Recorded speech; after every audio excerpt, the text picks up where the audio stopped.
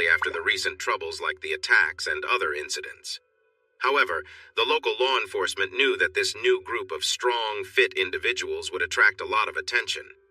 They decided to create a way to introduce them to the town to manage the buzz. The Army Rangers were used to rough living conditions, so they found the accommodations at the house and barn quite acceptable, even if a few had to sleep on couches and air mattresses. They were all up early at 5:30. The smell of coffee filled the house, waking everyone except Janice. Carl came over at 6 o'clock to grab some coffee, and he started talking about how to keep April safe while she was still on the base. "You say you have people looking out for her, but that place is massive, and April moves around a lot between her room and therapy. Their enemies might find a way past the guards at the gate, so how will you keep her safe?" he asked. "Besides the Delta Cross men you met who stayed on base, there's Tiny, the orderly who pushed Jack into your room, and now he's helping with April's wheelchair. Captain Allen and Lieutenant Simmons oversee her care, and you've likely noticed that many of the staff in her area look like they come from military training. The protection of April goes far beyond Delta Cross and involves both the base commander and the provost marshal. While I can't share all the details, the bravery of Captain Marvel and Wonder Woman has earned them respect from higher-ups, so it's unlikely they will face harm on the base. The danger comes when they leave the base." "Carl Clayton Armstrong, did you not promise to wake me as soon as the coffee was ready? And Captain Cross, didn't I ask the same question last night when you didn't answer? Do you really think Wonder Woman is too fragile to know, or too uninformed to understand the security measures? I may not be a ranger, but I've shown I'm neither naive nor weak." Being called out over morning coffee by a strong, confident woman dressed in work boots and jeans surprised the captain a bit, which entertained his team and the Armstrong brothers. He quickly apologized and explained that he planned to fill her in as soon as she joined them. Jack stepped in to save him from more questions from his sister. Wonder Woman, didn't you just hear the whole briefing the captain gave to Carl? That's not the issue. Just because I'm the only woman here doesn't mean I should be left out of important discussions. If I hadn't woken up and overheard, I'd still be in the dark. No, ma'am, I want you to know that I really meant to give a complete answer to your questions from last night. The men probably got all the information they needed, but I know you will want to know more, and I'm happy to help." She filled her cup with coffee, added some sugar, and turned to the group of men. With a raised eyebrow, she looked directly at Captain Cross. "I expect you to keep your word, Captain. Let's meet later today after we finish the morning and lunch plans." What comes next? For everyone except the Rangers, the next step was to gather in front of the large TV in the secure basement to watch the drone in action. Chi was flying the drone and showing Danny how to use the controls, while explaining to others how to analyze the landscape from above. You're used to looking from the ground, or maybe from a height like a hunting stand. Aerial views are different, so pay attention. Your choices from the video or photos could affect people's safety. Danny picked it up quickly, but the other officers and the Armstrongs had a harder time spotting potential hiding places in the terrain. Within an hour, Danny was flying the drone while Chi guided him to help improve his skills and the skills of the others who were struggling. No one had mentioned the Rangers since they started this exercise, but a strange shape along the edge of a shadow made Carl shout, "Wait!" and Chi laughed. "Circle back! I think I saw a boot in the shade of that big huisach bush." Danny turned the drone around, but they didn't see anything unusual. After a moment, he started to guide the drone back on its original northeast to southwest path, but Shai told him to stop. "Keep going. Lower it to 20 feet and then turn it around and fly across the area from east to west." Danny followed the instruction, and as the drone passed over the huisach, they spotted a man hiding beneath its branches. "Wow, how many have we missed?" Renee asked. "There are many out there, watching from the house to the river, so you've missed however many are involved. Don't worry too much, though they're really good at staying hidden. I've only seen 3, but I believe there are more." Danny lifted the drone back above the trees and started another search of the area by the river, but this time he changed the search pattern. After 20 minutes, they only spotted one more person until Chui had Danny lower the drone to the treetops, then rise back to 50 feet and wiggle the wings. At that signal, 6 men appeared from their hiding spots, waving their arms. "What the heck?" Elias exclaimed. "Those guys are like chameleons. One moment I saw nothing, then suddenly 6 men appeared. Chewie chuckled and told Danny to contact one of the men, then bring the drone back to the base and land it. Danny complied, but the landing could have been better. 15 minutes later, everyone was gathered in the common area, where the Rangers had some fun at the expense of their unaware teammates. However, Renee interrupted them, saying, "All right, everyone needs to change into casual clothes so we can go eat and introduce you to the townsfolk. This was our first try, and at least we spotted 2 of you." The Rangers laughed. Wash gave Renee a supportive pat and said, "That boot you finally noticed was my 5th try to get your attention. I think everyone else tried that many times, so don't get too confident just yet." "Oh, don't worry, I'm very modest," Jack responded. "I can see a coyote's ears wobble from 200 yards away, but I missed you guys completely. Carl was the one who finally saw the boot you had out in plain sight, or Danny would probably still be flying that drone until it ran out of battery." Abraham Cross chimed in with a mix of seriousness and encouragement. "You were not great, but you weren't the worst we've seen. I'm sure you'll spot city boys better than the last group we faced, so we need to prepare you for what lies ahead, whether it's here or in an urban setting.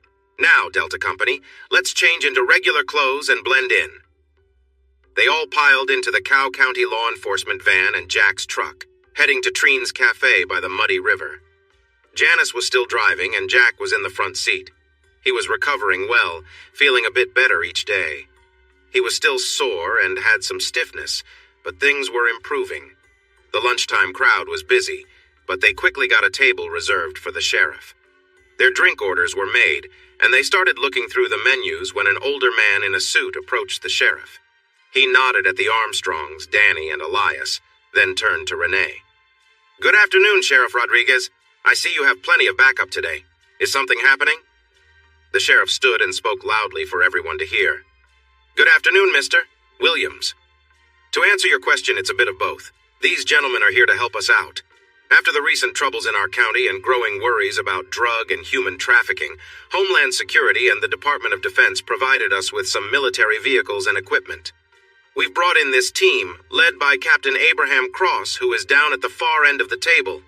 They are patiently teaching us how to use and care for the equipment, and Jack Armstrong is kindly allowing us to train at his ranch.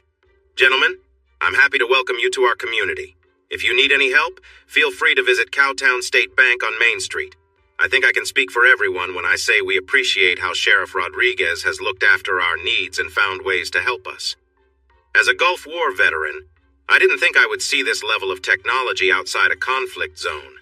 But I understand things are different now, and I value your support for our law enforcement." Looking at the group, she smiled and said, "Carl, Janice, Jack, it's nice to see you all together again. It's been a while. You two seem to be getting better. How is April doing?" Janice replied, "Carl and I visited her yesterday, Terry. She still has a long road ahead, but she is strong inside. Even though she looks delicate, she can handle a lot. It may take some time, but I believe she'll be back on her feet soon." "Where is Carrie now? I heard she was in Colorado last time." "Carrie is still in Denver, Ken is still in Silicon Valley, Bobby is now in New York City, and Clara, Joe, and I are still waiting for grandkids. I don't understand why young people think they can't have children before they turn 30. While he sounded a bit frustrated, his smile was warm.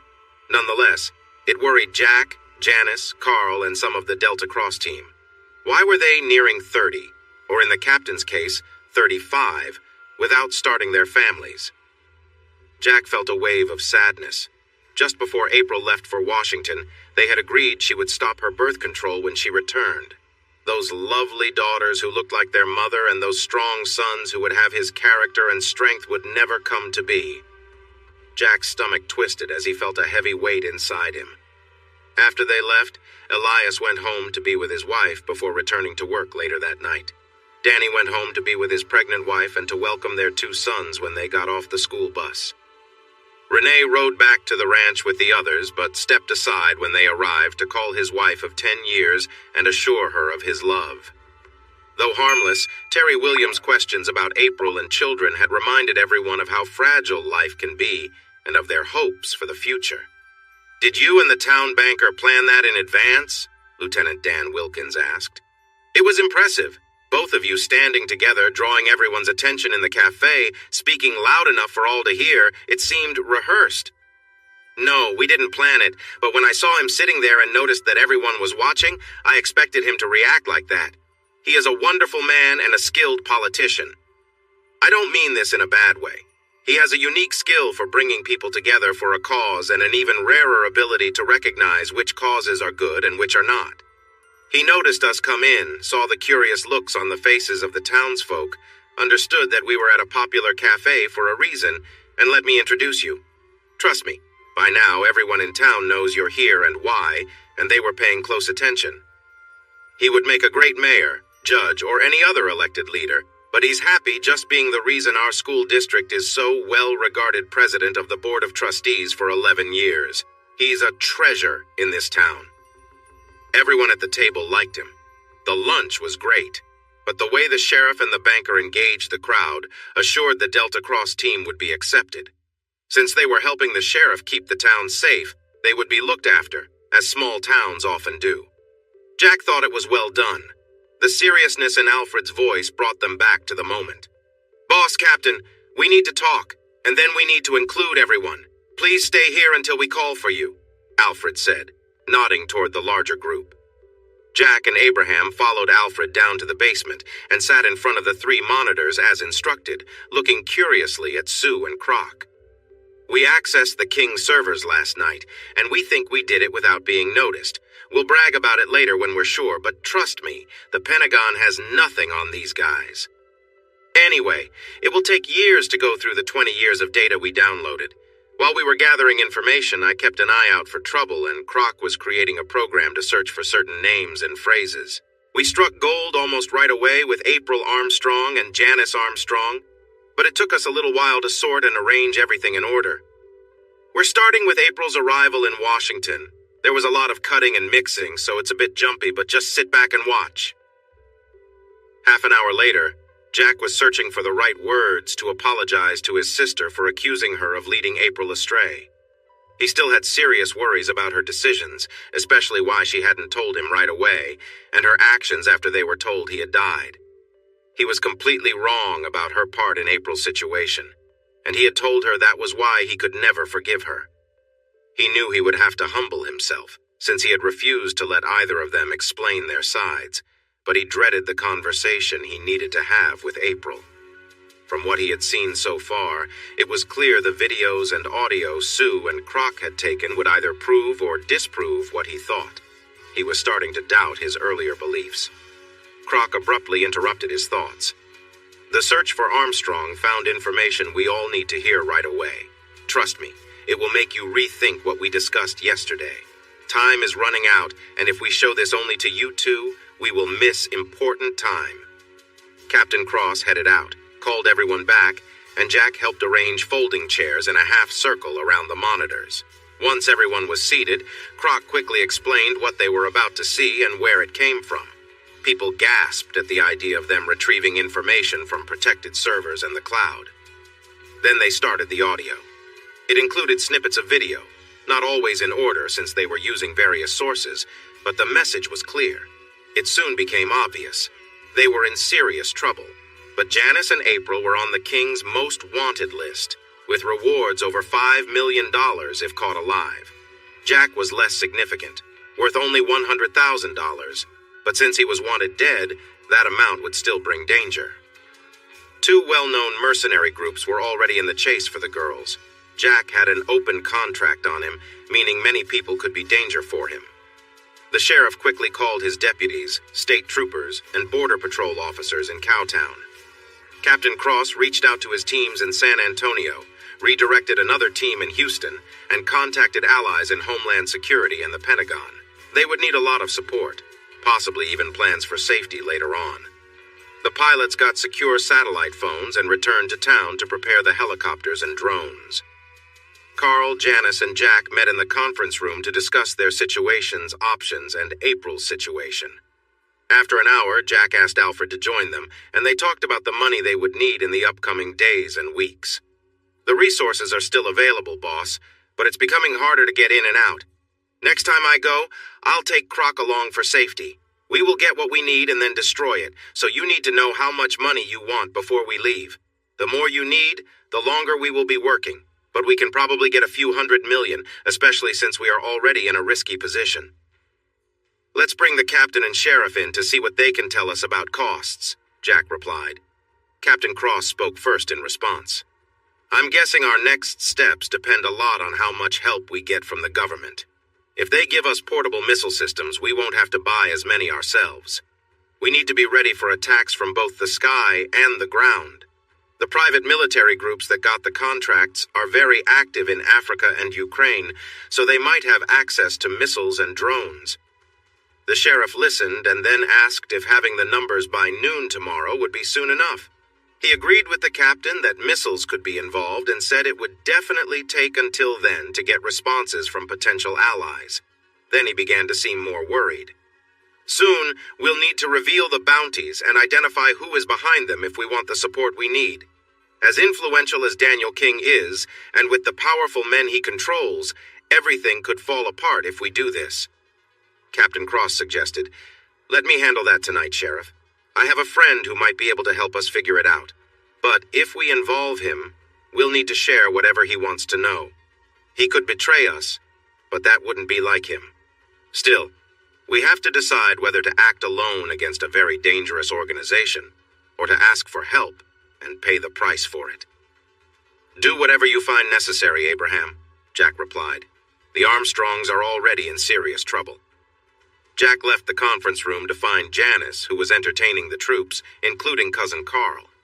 He paused in the dark hallway to listen as she shared funny stories with the remaining Rangers. One of them seemed impressed with her lively spirit. He hated to interrupt, but they were pressed for time. Hey everyone, it sounds like you're having a great time, but I need to talk to Janice and Carl. The captain wants to speak with all of you too. He and the sheriff are in the big conference room on the right. Alfred, Charlie, can you gather some details from around the time April and Janice learned I was gone? We also need to discuss their journal, how to keep it safe, and how to make it a topic of conversation worldwide if something happens to them. Turning to his sister and cousin, he said, Let's head into the small conference room. We need to go over some of the journal and then discuss it. Before we start, Carl, he said as Janice connected one of the USB drives, I need you to be open-minded. I can't be sure what we'll find in there, but you might hear things that surprise you, and you may have things to share too. Janice, let's begin with your meeting with April in Washington. To Jack's deep regret, the things he had kept from them echoed the words he had heard from their captors just over an hour ago. Janice kept her eyes on Jack as he listened to the story about the private dinner that changed everything for April. He focused on the details leading up to the events that unfolded after that night. When the replay finished, Jack motioned for it to stop. He shared a long look with his sister and then crawled over to her chair. He took her hands, which she allowed him to hold, and began to speak. I know I don't deserve your help, sister, and I will understand if you can't provide it. I was foolish to think you would set my wife and your best friend up for something so terrible, and I regret every word I said about that. I fear that when I hear the full story I've kept myself from knowing, I'll regret even more. I judged you harshly and said I would never forgive you for something you didn't do, something I should have known you would never do. I'm not asking for forgiveness that I don't deserve, but I acknowledge I was completely wrong about that. I promise to listen to your side of the story with an open heart, and I hope April will too. Janice knelt down and hugged her brother. She kissed his head and then gently reminded him, I'm still upset about what you said to me and April. I've seen the edited videos that manipulative person used to control the women and girls involved. Alfred told me he found those clips on a senator's server. If he had let us explain and kept an open mind, maybe we could have helped him see the truth. But my brother is too stubborn for that, so here we are. Janice stood up and pulled on Jack's shoulders. Come on, get up. We don't need to dwell on this any longer. I forgave you when I saw you rescuing people from the wreckage even while you were hurt, but with April, that's different. She expected to come home to you with open arms, convinced that everything would go back to the way it was. She was even thinking about having kids right away because she didn't want to wait. I tried to caution her, but in her eyes, you were her hero, and she believed you both would have a happy ending. But just so you know, there's a reason she won't talk to you or let you see her. Sure, she has her pride, but you really hurt her, and then she got injured trying to protect you. I'm sorry to say this, but begging won't change her mind. Honestly, I'm not sure anything will. In just 2 days, you went from being her knight in shining armor to someone she sees as a villain. You and your closed mind and bad temper ruined a brave and wonderful woman. Every hour of their lives felt tense as they got ready for whatever plans the two contractors, now known to be private military and security groups connected to Russia, had in store. They worked long shifts since 8 to 12 hours weren't enough, and the sheriff's office had other duties too.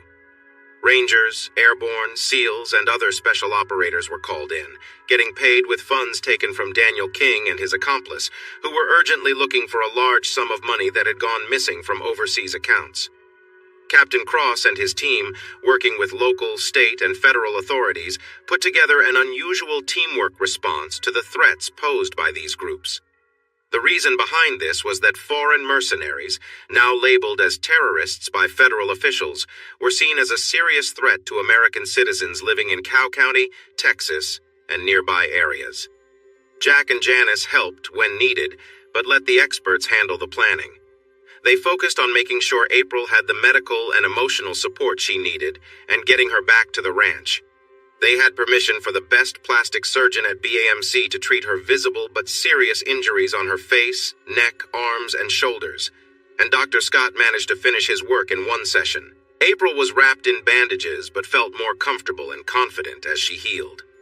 Ideally, she would have stayed at BAMC longer, but because of the threat, she needed strong protection, and being with Janice and Jack was better than trying to keep her safe elsewhere.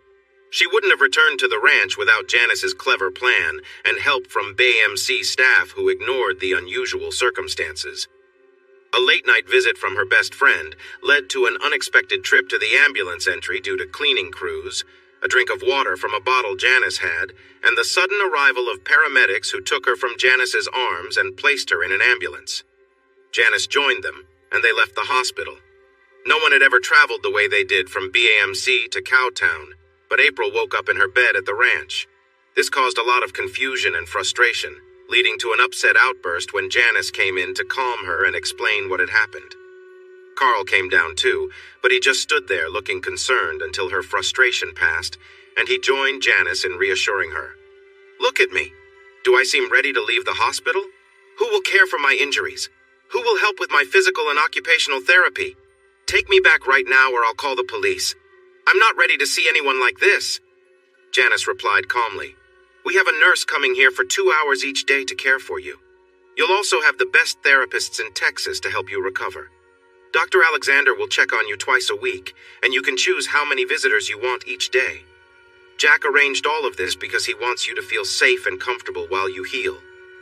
It was hard for her to show her displeasure with her face covered in bandages, but they could see her frustration. If Jack cares about me so much, why hasn't he visited me for weeks, or even this morning when he was at home?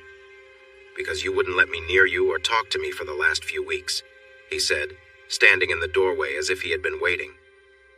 "I did come to check on you this morning, but I thought it might upset you to see me, and I want to help you heal, not make things harder for you." Her lip trembled, and her green eyes sparkled with anger. Jack waited for her to respond. "I don't believe anything you're saying. I didn't believe what you wrote either, but I do remember every word you said when I returned. You can't stand me, and I feel the same way. April, I've learned a lot since that day. I regret everything I said back then. If being angry with me helps you cope each day, I accept that you have every right to feel that way." "Oh, I'm not just angry, Jackson Earl Armstrong, I'm furious. Out of everyone I despise, you are at the very top. You left me and then turned against me. I felt horrible about what happened to me and what I did to protect you, hoping I could come back to you one day. But when I got here, I realized how hurtful you think I am. You're right, and I promise I won't bother you after this. But you need to know that there is a big reward for you and Janice. They don't know about the book you two wrote. When King finds out, he will make it even more valuable. The ranch is as safe as it can be, but the base security makes it hard to keep you safe there. I'll give you space, and everyone else will too unless you want them around. You'll get the care you need, and Janice and Carl are here to support you. Besides me, it's a perfect setup." She opened her mouth to respond, but he interrupted her. "Sorry to interrupt, but yelling can make your face hurt more, and we don't want that pretty face to have scars. So why don't you come down and eat? If not, Janice will bring your coffee and breakfast back here. Thanks for listening to me, and I hope you feel better soon." He turned and walked away. April then looked at Janice, ready to protest, but Janice said, "He's right. Your face is starting to bleed. Let me help you meet Nurse Rawlins, and she can take care of your wounds. After that, would you like to eat in the kitchen or here?" Days were getting longer, but time felt like it was moving quickly when there was so much to do. They needed every moment to finish preparations before the expected trouble, but the mix of urgency and worry made the long summer days seem endless. By the summer solstice, their defense plans were in place and stretched well beyond the ranch's boundaries. The city and county had worked on improving a runway for private jets belonging to wealthy owners and famous visitors. It was 8,000 feet long and 100 feet wide, making it suitable for all types of aircraft, including the A-10 Thunderbolt, also known as the Warthog. They set up tarps and netting at an unused dirt runway at the airport, with hardtop extending from the largest tarps to the concrete runway. It was more than a mile from the main road and surrounded by bushes, so it was hidden from sight. Anyone from nearby ranches who noticed them was told it was all part of the state and federal efforts to stop drug smuggling and human trafficking. That explanation was used to account for various unusual activities in Cow County and nearby areas. Enhanced efforts covered things like helicopters, state troopers staying in a motel, planes flying overhead at night, and trucks moving to the Armstrong Ranch late at night. The Armstrong family, local law enforcement, and federal officers were surprised that so much was being done to protect a few ordinary people. But Captain Cross was not. He told everyone with that thought the same thing. "You have it all wrong. This isn't just about a few civilians. This is about national security. Armed groups from private companies funded by an enemy nation are planning to come into our country to harm Americans. If they succeed, other countries will see the USA as weak, which may lead to more troubles. This," he said, pointing to the large area of the ranch filled with security systems, "is where the Department of State, the Department of Defense, and the executive branch are making a strong statement. If any groups come onto American land and attack us, we will do everything we can to stop them and hold those responsible accountable." The Armstrongs, however, had their own ideas about dealing with the King of K Street and his allies. They would prefer to take matters into their own hands. Jack especially doubted that Daniel King would ever face justice. He knew too much about what had happened in the past to be caught. If it looked like he might be arrested, he would likely find a way to escape, even if it cost a lot of money. As days went by, life settled into a routine. Jack and Carl managed the ranch and its operations, while April and Janice worked on their video diaries whenever April was not in therapy. Delta Cross kept improving the security systems. People in Cowtown noticed the increase in law enforcement and military presence and realized that something was happening at the Armstrong Ranch. They worried for Janice, April, and Jack. Conversations buzzed about the reasons behind this, but they agreed to be careful around outsiders. The saying their grandparents used from World War II, "Loose lips sink ships," was still in their minds, and they made plans to handle curious strangers. The sheriff, Banker Williams, and his wife might have shared some concerns with a few close friends, but the usual caution in their small town was the main reason for the extra alertness. Weeks passed. April's bandages were removed, and visitors assured her that only small marks from her injuries were left.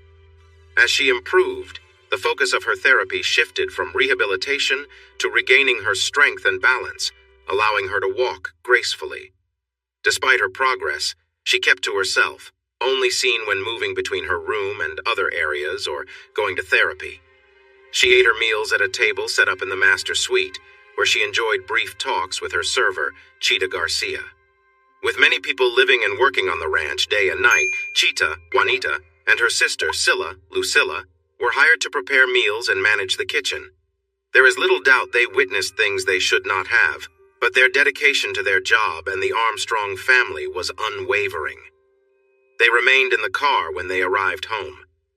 2 months after April returned to the ranch, she decided to step out from her solitude. For her first appearance, she chose to join everyone for the evening meal. She wore a lovely blue sundress, white sandals, light makeup, and had her hair tied back, which showed off her lovely neck and shoulders with no visible scars. She walked to the table with confidence, took a seat next to Janice, and smiled her charming smile that had always drawn others in. For those who may not know her, this is my best friend and sister-in-law, April Armstrong. She's also called Captain Marvel for her bravery and because she resembles Carol Danvers. Isn't she beautiful? Everyone agreed with applause. She has fully recovered and no longer needs to stay active for her health, which is amazing for someone who once faced a terrible experience defending her home.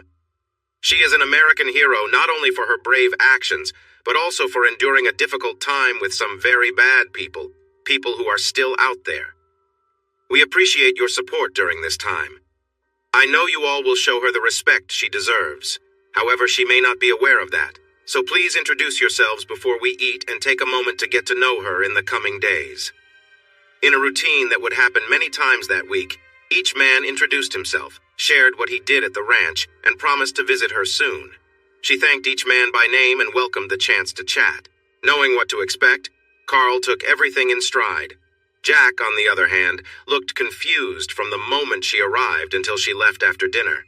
He knew this version of April well. She was the woman he once loved, married, and hoped to start a family with. However, seeing her charm everyone around her without acknowledging him felt very different, especially since he thought she was still recovering. He had kept himself busy with work and preparations, sticking to his promise to give her space, but he was surprised by how she suddenly looked and acted. Once she was out of sight, he shot a glance at Janice. She just smiled, and Carl chuckled. "Is something bothering you, Jack? You barely ate." Jack turned his glare to Carl, who laughed back. As he faced his sister again, he noticed that Captain Cross, Lieutenant Dan, Wash, Red, Alfred, Croc, and Top Kick were all smiling too. "She's a beautiful woman, Jack," Lieutenant Dan remarked.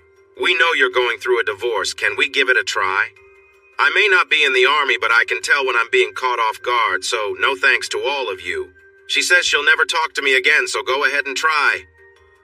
With that, he got up and left, his friends' loud laughter following him. He got into his truck and drove around his land, then took a ride by the river. He came back 3 hours later with a new outlook and a plan. He needed to take action. He would review the information from King's servers and the almost finished video journal.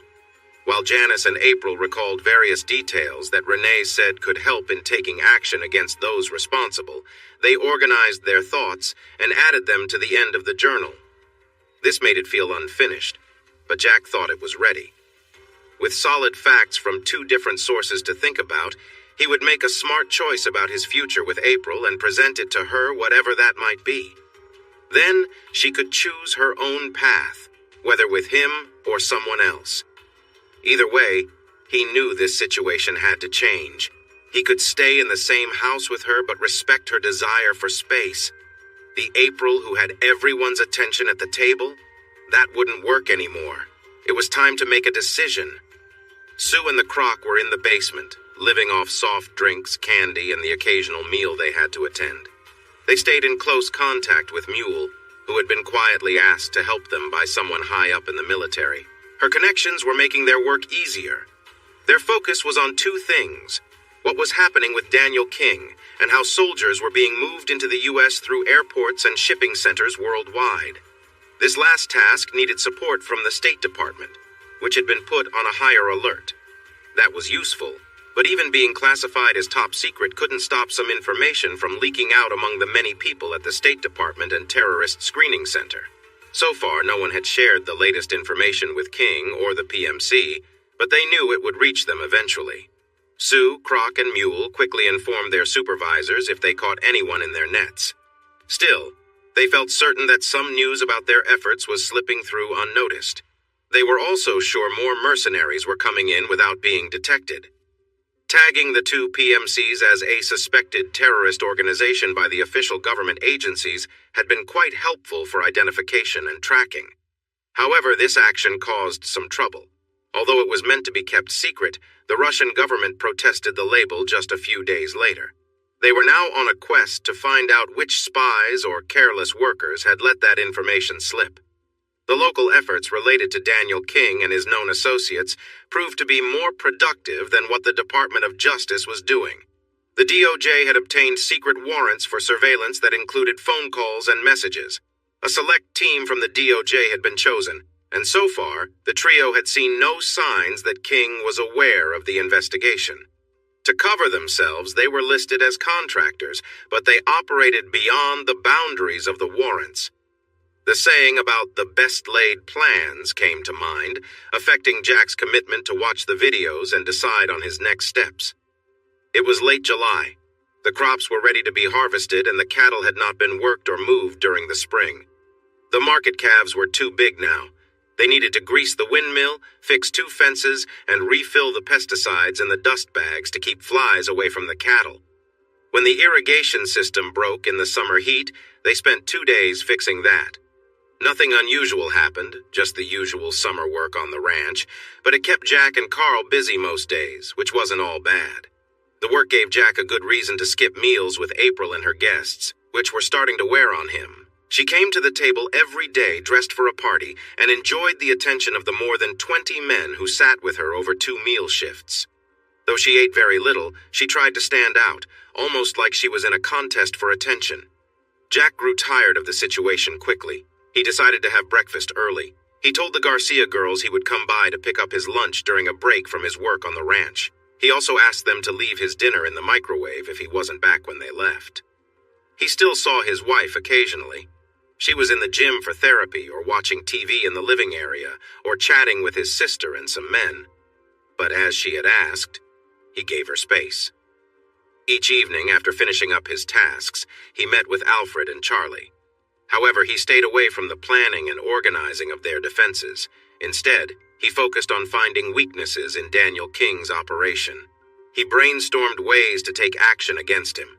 Unfortunately, there were no clear weaknesses, so he had no solid plans, but he kept searching. Soon, it was time for the contract workers to harvest the corn. He and Carl prepared the stalks and leaves after the harvest. Once they finished, they cut and baled the watered and fertilized grass into round bales, loaded them onto trucks using the front loader on the tractor, and placed them in the fenced hay area. The weather forecast suggested a hot spell over Texas, with temperatures reaching 108 to 112 degrees, feeling even hotter. This was typical for South Texas, but such heat wore down everyone working outside. Even Captain Cross was feeling irritable. Eventually, the heat moved to Arizona, leaving Texas with slightly cooler temperatures, just under 100 degrees. A breeze from the Gulf made it feel nicer outside and lifted everyone's spirits. Cowboys were ready for the late roundup. They looked forward to the traditional celebration after handling the calves and taking care of the cattle. Carl had picked out a steer, which he was feeding separately. This steer would be a special dish for the cowboys and their guests, including family and friends. Jack hadn't seen much of his sister or wife because he was away from home all day. When he did see them, they always looked nice and put together. He wondered where they got their clothes since he had donated April's outfits, and Janice had only a few items left in the guest room.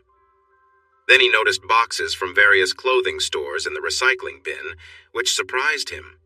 Maybe it was time to check his credit cards and bank accounts when he found a moment and some energy.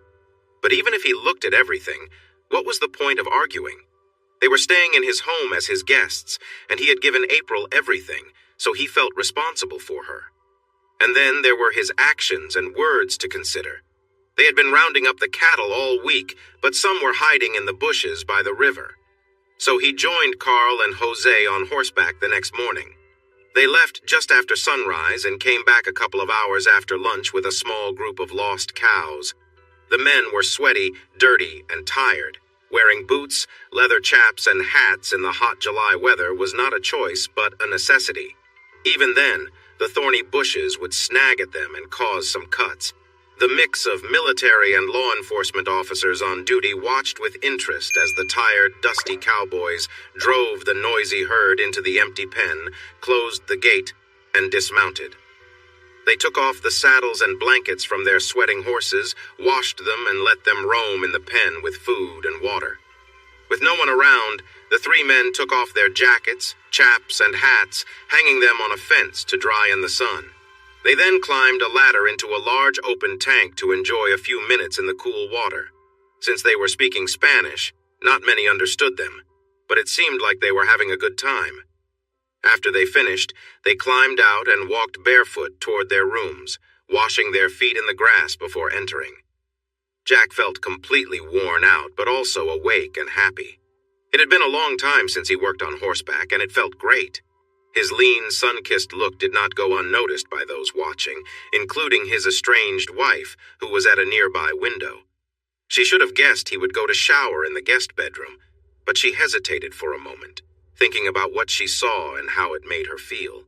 Surprised when the door opened and he walked in wearing only his wet underwear, she gasped and covered her mouth, staring in disbelief. Jack seemed unfazed and met her gaze without looking away, recognizing her look went beyond surprise. "Well, fancy seeing you here, April. Need help with my shower?" She stayed frozen, hand over her mouth, but her eyes moved quickly over him before returning to his face. He took a moment to look her over too, more slowly and obviously. She looked fit and healthy in her light exercise shorts and tank top. She had been working out several times a day as part of a plan from her therapists to help her get stronger and more flexible. Her facial scars were barely noticeable under her tan, even though she had no makeup on, and her hair was pulled back in a messy ponytail. If he didn't know any better, he might have thought she looked just like the sweet girl next door or someone he cared about deeply. But he did know, yet he still felt that familiar sense of connection. Jack stood in front of the door that April wanted to pass through. "Please let me out," she said, her voice showing some worry as she took a small step towards him. He smiled and moved slightly to the side, giving her enough space to slip by, then waved toward the open area.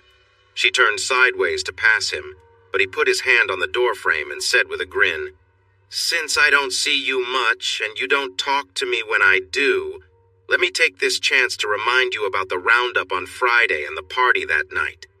Carl and Jose are preparing the food, and Cheetah and Scylla are handling everything else, but we'd love your help, as well as Janice's, during the roundup and while setting up in the shed. I know you remember how we used to do it, and it would be great if you two could keep the cowboys refreshed and fed during the day. The captain has agreed to send some men to help load the pickup and set up the shed for the meal and dancing. I told him to talk to you about it. If you'd rather not, I can get some of the cowboy wives involved, and I'll ask Berta to lead it." Avoiding his gaze and showing some irritation, she replied, "Janice and I were confused about what we should do, or if we were still welcomed. Since you're asking, we would like to help again. However, we will need a lot of assistance tomorrow to prepare and organize the shed. When will you clear out the tractors? The shed will be empty by breakfast. You know where the ice coolers are, and Bud Allen will bring ice before dawn on Friday. We have cases of water and Gatorade ready by the coolers, and Abraham will have men load everything when you're ready to go to the pastures. The west pasture is finished, so we'll begin with the northern section and move east. The bulls in the southwest corner will be last, but we only need a few men for that, so most of us will focus on the pens. Since it's later in the year, we'll follow the fall vaccination plan. We'll be checking, tagging, branding, and treating the calves, then sorting them. You know how the fall routine goes, so just keep an eye on everyone. It would be very hot by then, and they didn't want anyone getting sick, so they needed to keep everyone hydrated from morning until night. But you already know this. Is there anything else you want me to organize? She asked. Not for the main event, but what about the party? Do you have everything you need? He replied. As I said, Carl and Jose will be cooking the calf overnight.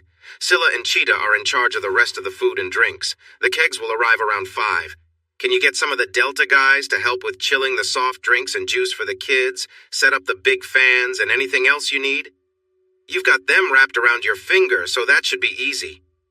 She noticed a hint of jealousy in his tone, which made her look up. She saw the smile lines around his eyes and the playful twist of his mouth. It was hard to tell if he was jealous or just teasing her. She firmly pushed his hand aside and said, "Don't worry, we'll handle our part.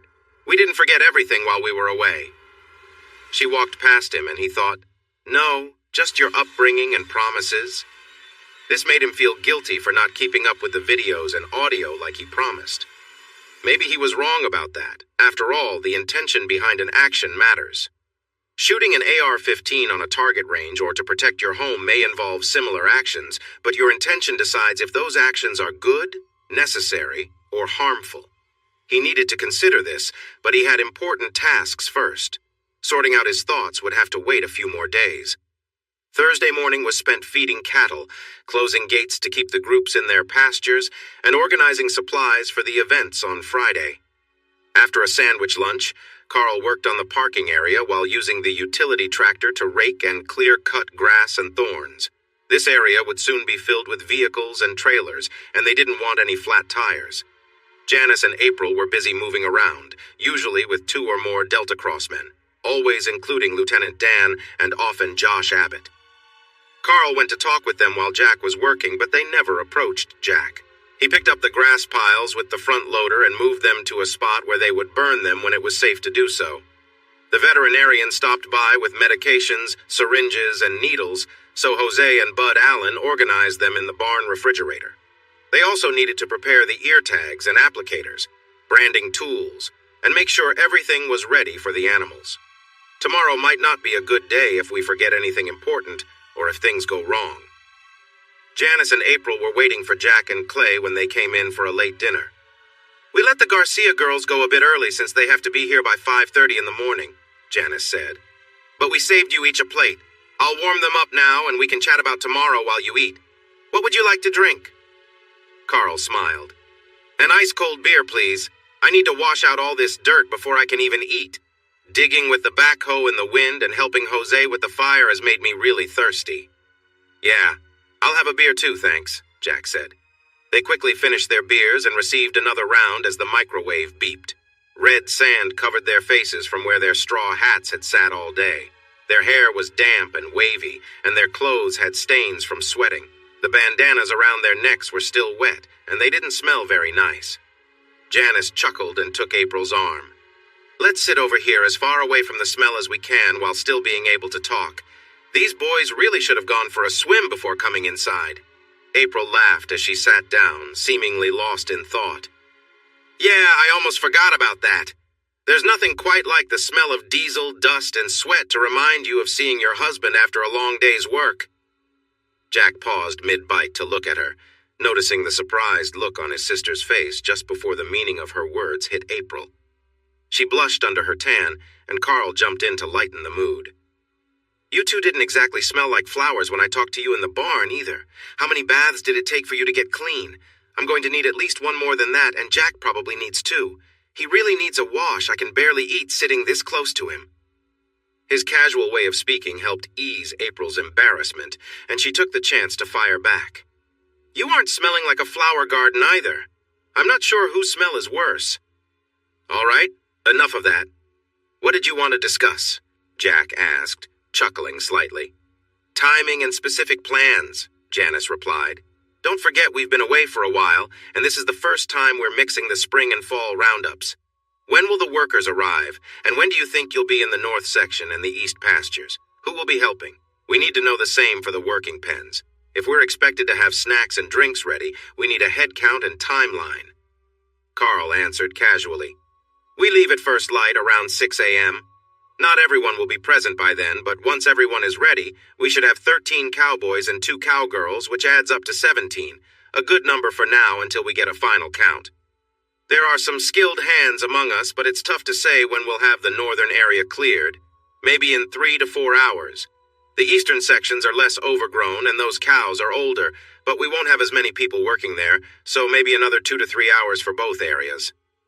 I'll stay with the roundup until all the cattle are gathered, including the bulls, but Jack and half the crew will head to the pens with the first group. Dr. Huff is expected to help check the animals and see what they need. With 11 vaccines to give, ears to tag, and branding to do, it's going to be busy and dusty, so plan to come back now and then." "What about lunch?" April asked. "Same as always, something you can eat on horseback or between the cattle pens?" The 2 men nodded, and Carl stood up from the table. "Sounds good. I'm exhausted, and morning is almost here. Unless you have questions for me, I'm heading to shower and bed. No? Okay, then sleep well and don't let the bugs bite see you early in the morning." "Yeah, I need to shower for about an hour too. Anything else, ladies?" "Yes. Please be patient with us tomorrow and be ready to help answer any questions we have, April replied. Like Janice said, it's been a while since we've done this. I know. It will be fine. And thank you for taking this on. You'll be the most popular people here tomorrow, and you might want to check with the guys hiding under the camo netting. They have their own supplies, but two friendly faces offering cold drinks will be a nice surprise. Park a little ways off and ask. You don't want to reveal their spots by driving right up to them, but I'm sure they'll appreciate the drinks and snacks. Good night, and thanks again. Jack walked toward his bedroom but turned to the basement when he reached the door. Everything all right? Are we still on for tomorrow? Captain Cross gave him a thumbs up and said, I'm looking forward to this. A city guy like me joining a cattle roundup. My friends will be so jealous. We'll see how excited you are tomorrow when we're up to our knees in brush and thorns, trying to guide stubborn cows and unruly calves toward the pens. You'll look and smell as rough as I do now, so get some good rest. See you at 4:45. Time to get moving. Sue and the Croc were in the basement, living on snacks and the meals they had to join for. They kept in close contact with Mule, who had been quietly assigned to assist them by someone high up in the military, making their efforts even better. Efforts focused on 1. Events involving Daniel King, and 2. The careful movement of private military company PMC soldiers into the U.S. through airports and shipping centers worldwide. To help with this, the State Department was on high alert. While this was useful, being labeled top secret did not stop some information from leaking among the many workers at the State Department and the Terrorist Screening Center. So far, it seemed this information had not reached King or the PMC, but they knew it would eventually. Sue, Croc, and Mule quickly informed their supervisors if they caught someone, but they sensed some details about the operation were slipping through. They also believed that more soldiers were entering than were being caught. A key part of identifying and tracking these soldiers was labeling the two PMCs as suspected terrorist organizations by certain government agencies. However, this designation caused a stir when the Russian government protested it just days later. Now, there was a search for the people responsible for the leak. The events involving Daniel King and his known associates yielded better results locally than at the Department of Justice, DOJ, which had received secret permits for surveillance, including monitoring phone calls. A special team from the DOJ was assigned to this, and so far, the trio had not seen any signs that King had been warned. To stay safe, they were registered as contractors, but they often went beyond the limits of their permits. The saying, "The best laid plans of mice and men often go astray," came to mind as Jack tried to decide the best way to watch and analyze the videos. In late July, the crops were ripe and needed harvesting. The cattle had not been worked or moved in the spring, and the young calves had grown too much. A windmill needed oiling, 2 fences needed fixing, and the cattle required new pesticides to fend off the flies. When the irrigation system broke in the summer heat, they spent 2 days fixing it. Nothing unusual occurred, just the routine work of the ranch, but it kept Jack and Carl busy most of the day, which was not entirely bad. The work allowed Jack to avoid meals at the table with April and her admirers, which had begun to wear on him. She dressed for dinner every day and enjoyed the attention from the more than 20 men who came to eat over 2 shifts, for both of which she was seated. She didn't eat much, but she made sure everyone noticed her like she was trying to be popular. Jack quickly became tired of all that, so he had breakfast early. He told the Garcia girls he would come by to grab his lunch when he had a break from working on the ranch. He asked them to put his dinner in the microwave if he wasn't back by the time they left. He still saw his estranged wife occasionally. She would be exercising in the gym, watching TV in the common area, or talking with his sister or groups of men, but he respected her wish to be left alone. Every evening after cleaning up, he met with Alfred and Charlie. However, he stayed out of the planning for the defensive efforts. Instead, his sharp mind focused on finding weaknesses in Daniel King's operations to devise plans to confront the situation. He didn't see any clear weaknesses, so he continued brainstorming. Then came the time for the contractors to harvest the corn, and he and Carl gathered up the stalks and leaves. Once they finished that, they cut and baled the fertilized grass into round bales, loaded them onto trucks with the tractor, and stored them in a fenced area. The weather reports warned about extreme heat over Texas, with temperatures reaching 108,112 degrees, and feels like temperatures hitting 115,120. This wasn't unusual for South Texas, but the heat was tiring, and everyone working outside felt the pressure. Even Captain Cross was feeling the strain. Eventually, the heat moved to Arizona, leaving Texas with temperatures just below 100 degrees. The breeze from the Gulf made it more comfortable outside, and everyone's mood improved. The cowboys lined up for the late roundup were promised a traditional celebration after they tagged the calves and took care of the cattle. Carl had set aside an 800-pound steer to be fed in a separate pen. This steer would be the special meal for the cowboys, local law enforcement, family, and friends. Jack hadn't seen much of his sister or wife during the day since he was out of the house, but when he did catch glimpses of them, they always looked well-dressed and put together. He wondered where their clothes came from since he had given April's away, and Janice only had a few items in the guest room. Then he noticed boxes from online stores in the recycling bin. Maybe it was time to check his credit card statements and bank accounts when he had the opportunity. But even if he found out the details, he thought about whether it was worth arguing. They were staying at his home as guests, and since he had donated all of April's things, he felt he owed it to her. And then there were his actions and words to consider. They had spent the week gathering cattle into pens, but some were still hiding in the bushes near the river.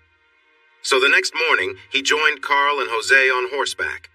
They left just after sunrise and returned a few hours after lunch with the noisy strays.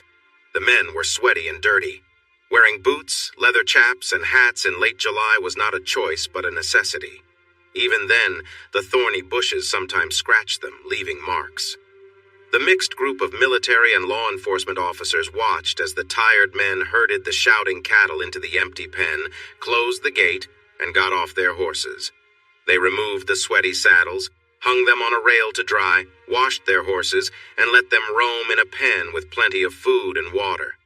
Acting as if no one was watching, the three men took off their jackets, chaps, and hats, draped them over a fence to dry, and climbed up a ladder into a storage tank to enjoy a few moments in the cool water.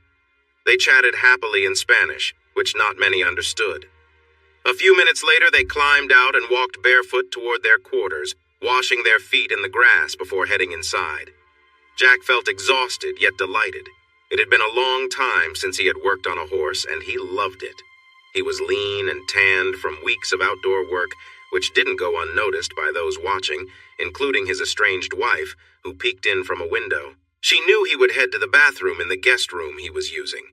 However, she hesitated for a moment, thinking about what she saw and how it made her feel. When the door opened and he walked in wearing just his wet underwear, she gasped, covered her mouth, and stared. Jack seemed unfazed. He looked back at her without blinking, noticing a look in her eyes that was more than just surprise. "Fancy seeing you here, April. Are you here to help with my shower?" She stood frozen, hand over her mouth, her eyes quickly scanning him before locking back onto his. Since she was looking at him, he took the moment to observe her as well, but he did so slowly. She looked healthy, fit, and sun-kissed in her light white workout shorts and tank top. She had been exercising several times a day as part of the plan her therapists created to help her get stronger, more flexible, and move with grace. The scars on her face were hard to see under the tan, even with no makeup, and her hair was pulled back into a messy ponytail. If he didn't know better, he would think she looked like a pretty girl next door. He did know better, but he still felt that familiar sense of recognition. Jack stood in the doorway that April urgently needed to pass through. "Please let me out," she said, her voice almost panicked, as she took a careful step toward him. He smiled and moved aside, giving her just enough space to get by, then pointed to the open path. April turned to squeeze past him, but he placed a hand on the door frame, grinning as he said, "Since I rarely see you and you don't talk to me when I do, let me take this chance to remind you about Friday's gathering and the celebration that night. Carl and Jose will be cooking, while Cheetah and Scylla are in charge of the food. We could really use your help, and Janice's during the gathering and in setting up the shed. I know you remember how we did it before, and it would be great if you two could help keep everyone refreshed and fed until we're done.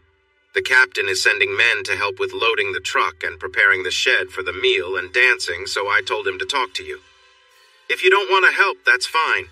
I can ask some of the cowboys' wives to step in and get Berta to lead it." She still kept her eyes away from him and replied, slightly annoyed.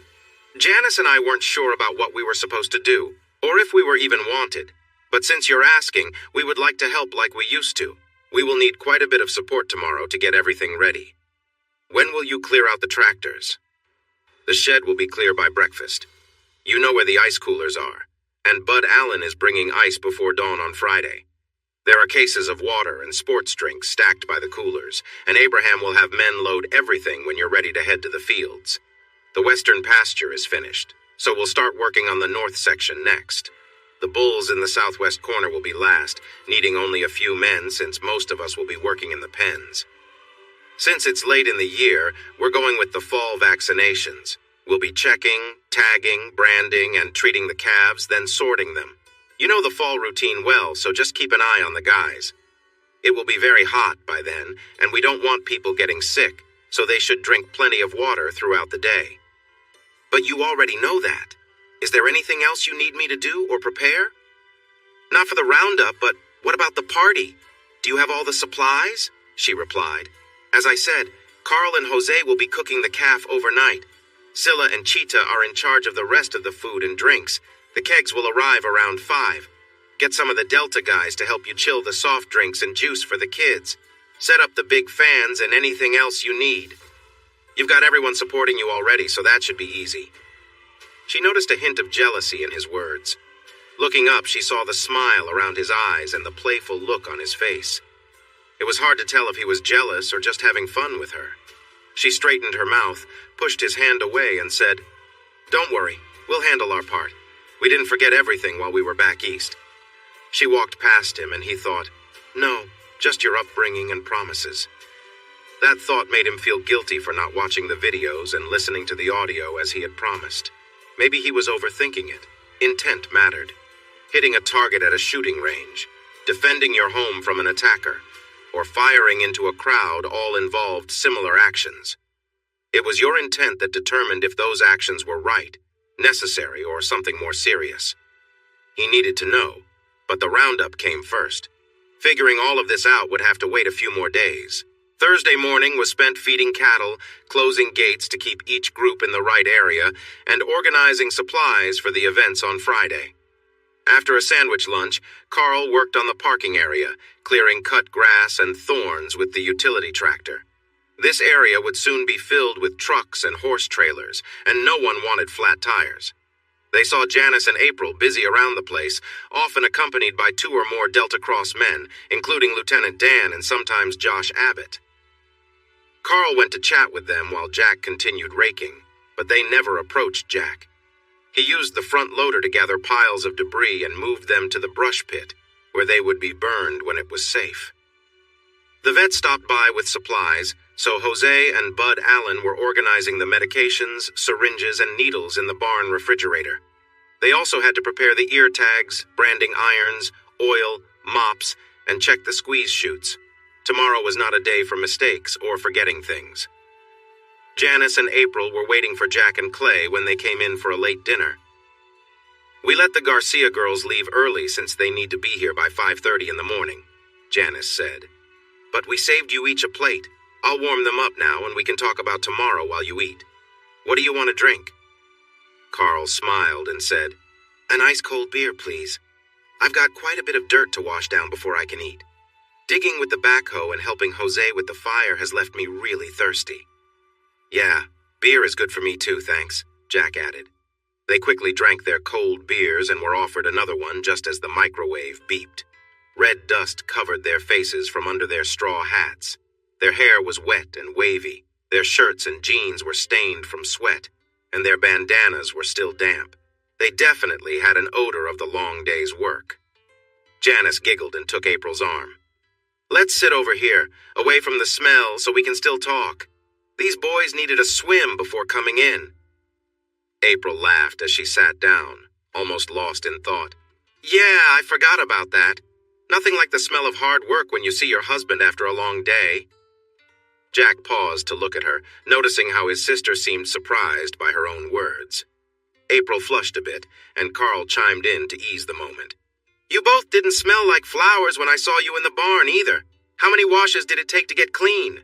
Because I think I'll need one more than that, and Jack will need two. He really smells a lot. I can hardly eat sitting this close. His light-hearted tone helped April recover, and she teased back. You don't smell like flowers either. Who knows whose smell is worse? All right, enough of the joking. What did you want to discuss with us? Jack interrupted, chuckling a bit. Timing and plans, Janice replied. You may have forgotten, but we haven't been around for a while, and this is the first time we're combining the spring and fall roundups. When will the workers arrive? When do you plan to be in the north and east pastures? And who will be there? The same goes for the working pens. If we're expected to have drinks and snacks ready, we need a rough head count and timeline. Carl replied casually.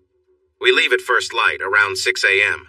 Not everyone will be here by then, but when they are all ready, we should have 13 cowboys and 2 ranch hands, so 17 is a good number until we count everyone. There are some skilled riders among us, but we don't know exactly when we'll clear the north area, maybe 3 to 4 hours.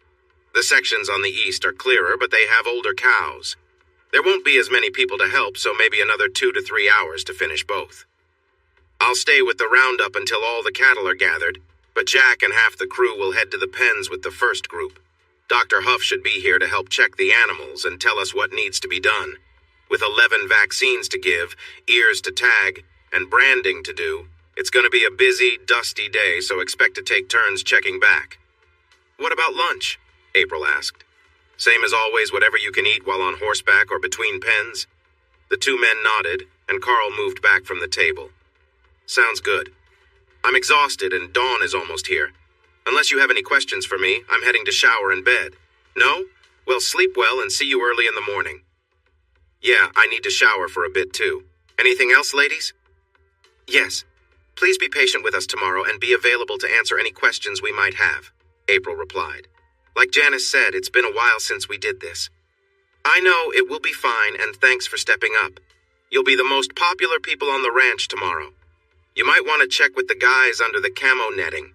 I know they have their own supplies, but a couple of friendly faces offering cold drinks are always appreciated. Stay a little away and ask them. You don't want to give their spots away, but I bet they'll enjoy the drinks and snacks. Good night, and thanks again. Jack headed toward his bedroom, but turned to the basement when he got to the door. Everything okay? Are we still on for tomorrow? Captain Cross gave him a thumbs up and said, I'm excited. A city boy like me taking part in a cattle roundup. My friends will be so jealous. We'll see how excited you are tomorrow when we're deep in bushes, trying to move stubborn cows and wild calves toward the pens. You'll look and smell just like I do right now, so get a good night's rest. See you at 4:45. Sue and the Croc were in the basement surviving on soda, candy, and occasional meals. They were in close contact with Mule, who had been quietly sent to assist them from someone important in the military, and her help was making things easier. Efforts focused on 2 main areas. Things happening around Daniel King and the organized movement of private military contractors into the U.S. through airports and shipping centers worldwide. This movement required help from the State Department, which was on high alert. While this was useful, even top-secret information sometimes leaked from the many people at the State Department and the Terrorist Screening Center. So far, this information had not reached King or the private military contractors, but they knew it likely would soon. Sue, Croc, and Mule quickly informed their supervisors if they caught someone suspicious, but they were certain that some details were slipping through. They were also sure more contractors were entering the country unnoticed. A significant help in identifying and tracking these contractors was that 2 groups had been labeled as suspected terrorist organizations by the relevant government agencies. However, this decision also clarified that even secret actions could leak out, as the Russian government raised concerns about the label just days later. They began searching for the individuals responsible for the leak. The other effort, which involved events related to Daniel King and his known associates, had more success locally than at the Department of Justice, DOJ. The DOJ had received secret orders for surveillance, including monitoring phone calls and messages. A small team was assigned to this task, and so far it seemed that King had not been given any warnings. To protect themselves, the trio was classified as contractors, but they often worked outside the limits of their orders. The saying, "the best laid plans of mice and men often go astray," applied to Jack as he planned to watch and analyze videos to decide his next steps. It was late July, and it was time to harvest crops and take care of the cattle, which hadn't been managed or moved to new pastures in the spring, making them too large for the market. A windmill needed greasing, 2 fences required repairs, and they needed to replace the pesticides in the dust bags and back rubbers to keep the flies away from the cattle. When the irrigation system broke in the summer heat, they spent 2 days fixing it. Nothing particularly exciting happened. It was just routine ranch work. However, it kept Jack and Carl busy most days, which was helpful. The work allowed Jack to avoid meals at the table with April and her admirers, which had become tiresome for him. She always dressed elegantly, as if for a special occasion, and enjoyed the attention of the many men who joined them for dinner. Though she ate very little, she made sure everyone noticed her, almost as if she was trying to be popular. Jack quickly got fed up with the scene, so he ate breakfast early. He told the Garcia girls he would come by for his lunch during a break from work and asked them to leave his dinner in the microwave if he wasn't back by the time they left. He still saw his estranged wife occasionally, whether she was in the gym working out, watching TV in the common area, or talking to his sister or groups of men. But as she had insisted, he let her have her space. Every evening after finishing his chores, he met with Alfred and Charlie, but he stayed out of the planning for defense strategies. Instead, his sharp mind looked for weaknesses in Daniel King's organization, trying to come up with plans to confront the threat. There were no clear weaknesses, so he struggled to find a solid plan, but he remained determined. Then it was time for the contract workers to harvest the corn, while he and Carl took care of the stalks and leaves. After that, they cut and baled the irrigated coastal Bermuda grass into round bales, loaded them onto trucks with the tractor, and stored them securely in the hay pen. The weathermen warned that a heat wave was settling over Texas, and the forecast showed no sign of it leaving. Temperatures were expected to hit between 108 and 112 degrees, with it feeling even hotter outside. While this was typical in South Texas, it still wore people down, making everyone who worked outdoors feel uneasy. Even Captain Cross was in a bad mood. Finally, the heat moved to Arizona, bringing Texas back to nearly 100-degree temperatures, with a breeze from the Gulf making it feel a bit better and lifting spirits. Cowboys were gathered for the late roundup, eager for the traditional celebration after branding the calves and taking care of the cattle. Carl had prepared an 800-pound steer to feed separately. This would be the main dish for the cowboys, their guests from the law enforcement, family, and friends. Jack didn't spend much time with his sister and wife since he was out all day, but they always looked nice when he saw them. He was puzzled about where their clothes came from because he had given away April's clothes, and Janice had only a few items in the guest room. Then he noticed boxes from various online clothing stores in the recycling bin. Maybe it was time to check his credit cards and bank accounts when he had a moment to spare. But even if he bought more clothes, what would be the point of arguing? They were living in his home as guests, and he had given April's things away, so he felt he needed to support her. And then there were his actions and words to consider. They had been gathering the cattle into pens all week, but some were still hiding in the bushes near the river.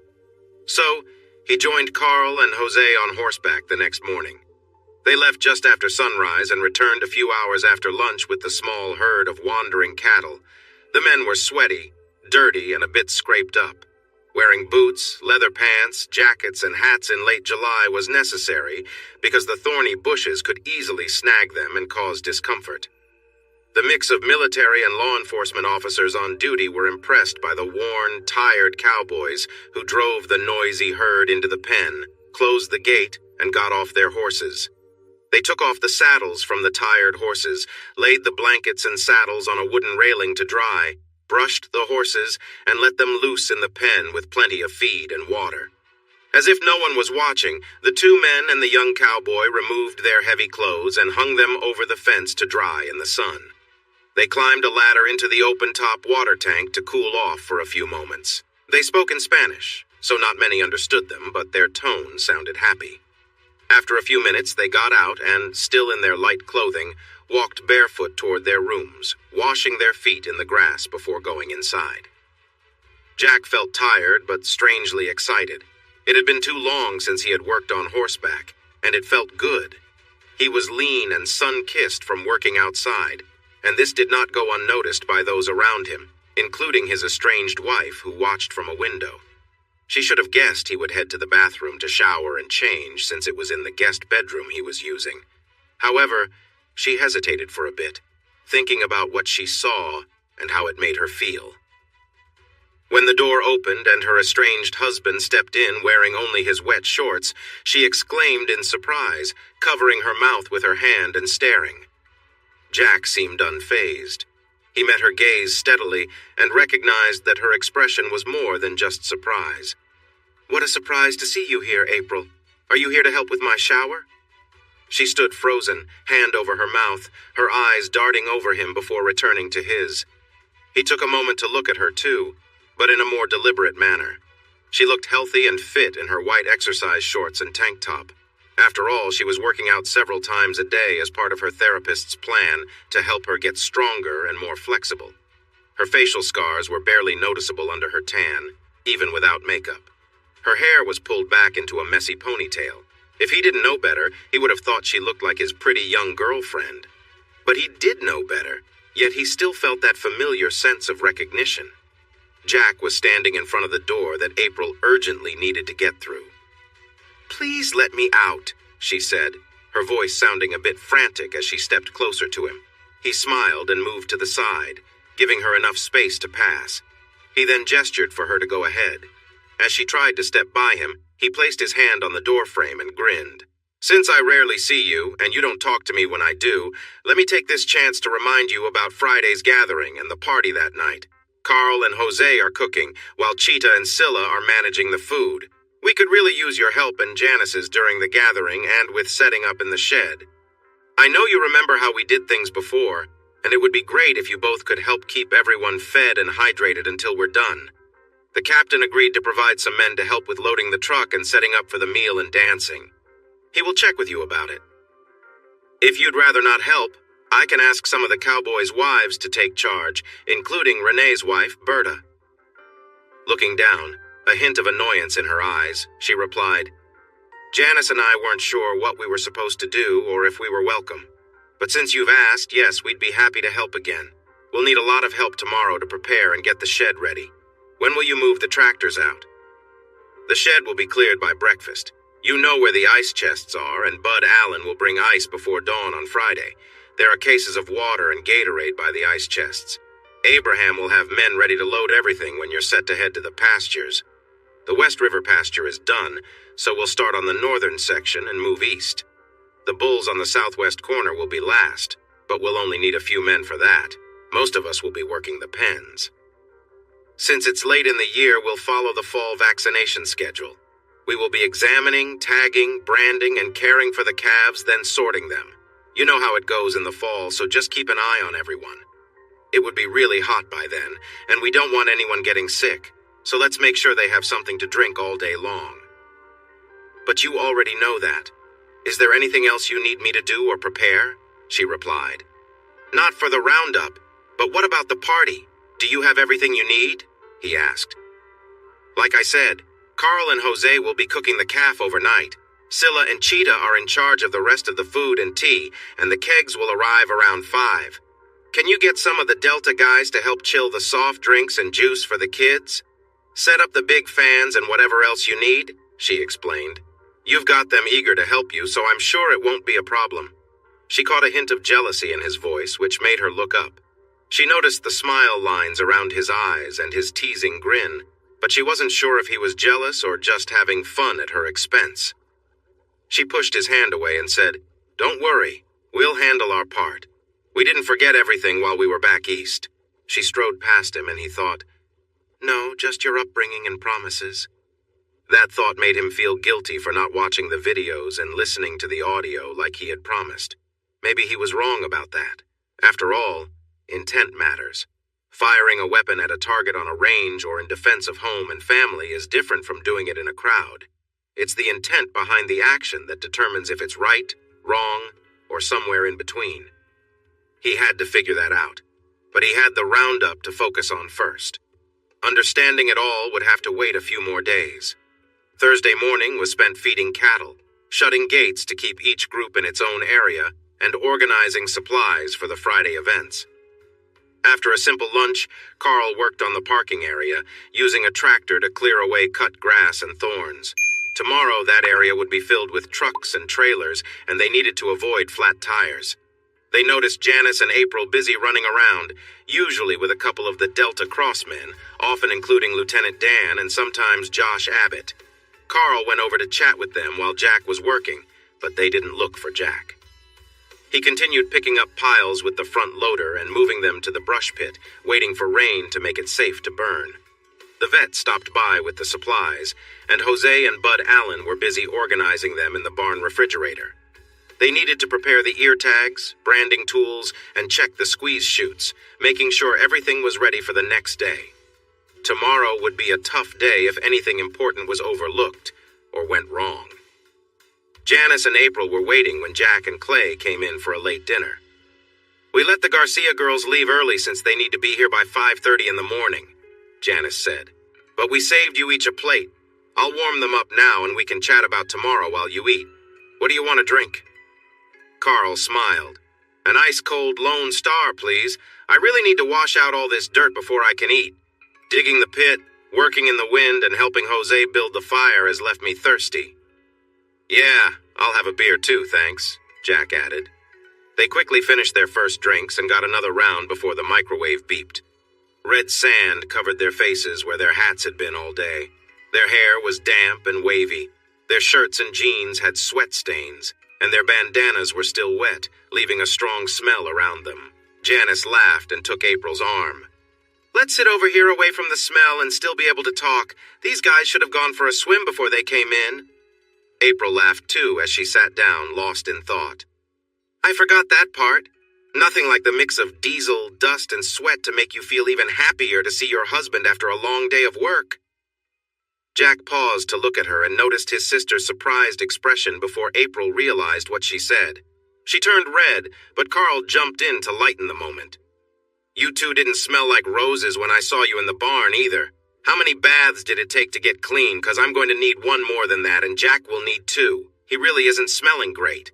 It's hard to eat being this close to him." His playful tone helped ease April's embarrassment, and she took it as a chance to respond. "You're not exactly fresh either. I'm not sure whose smell is worse." "Okay, enough joking. What did you want to discuss with us?" Jack said with a laugh, though still serious. "Timing," Janice replied. "And some details.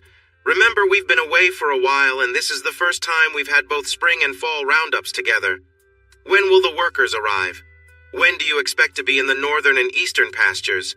And who will be there? The same goes for the working pens. If we need to have drinks and snacks ready, we need a rough head count and schedule." Carl casually answered, "We leave at first light, around 6 a.m. Not everyone will be here yet, but when everyone is ready, we should have 13 cowboys and 2 cowgirls, plus the 2 others, so 17 is a good number for now until we get a proper count. We have some skilled folks among us, but it's still hard to say when we will clear the northern area. Maybe 3 to 4 hours. The sections to the east are not as thick with bushes and have older cattle, but there will be fewer people working there. It might take another 2 to 3 hours to finish both places. I will stay with the roundup until all the cattle are in, including the bulls. Jack and half the crew will go to the pens with the first group. Dr. Huff is supposed to come help check the livestock and see what needs to be done. But with 11 vaccines to give, tagging ears and branding, it will be a busy, dusty hotspot, so plan on coming back periodically." "What about lunch?" April asked. "The same as always, whatever you can eat while on horseback or between the pens?" The 2 men nodded, and Carl moved away from the table. "Sounds about right. I'm tired and dawn is close. Unless you have questions for me, I'm off to shower and bed. No? Okay, sleep well and don't let the bed bugs bite. See you early in the morning." "Yes, I need to shower for an hour myself. Is there anything else, ladies?" "Yes. Please be patient with us tomorrow and be ready to answer questions if we need to ask, April replied. Like Janice said, it's been a little while. I know, it will be fine, and thank you for stepping up. You'll be quite popular tomorrow, and you might want to check on the guys under the camo netting. They have their own supplies, but two friendly faces offering cold drinks are always nice. Park a bit away and ask.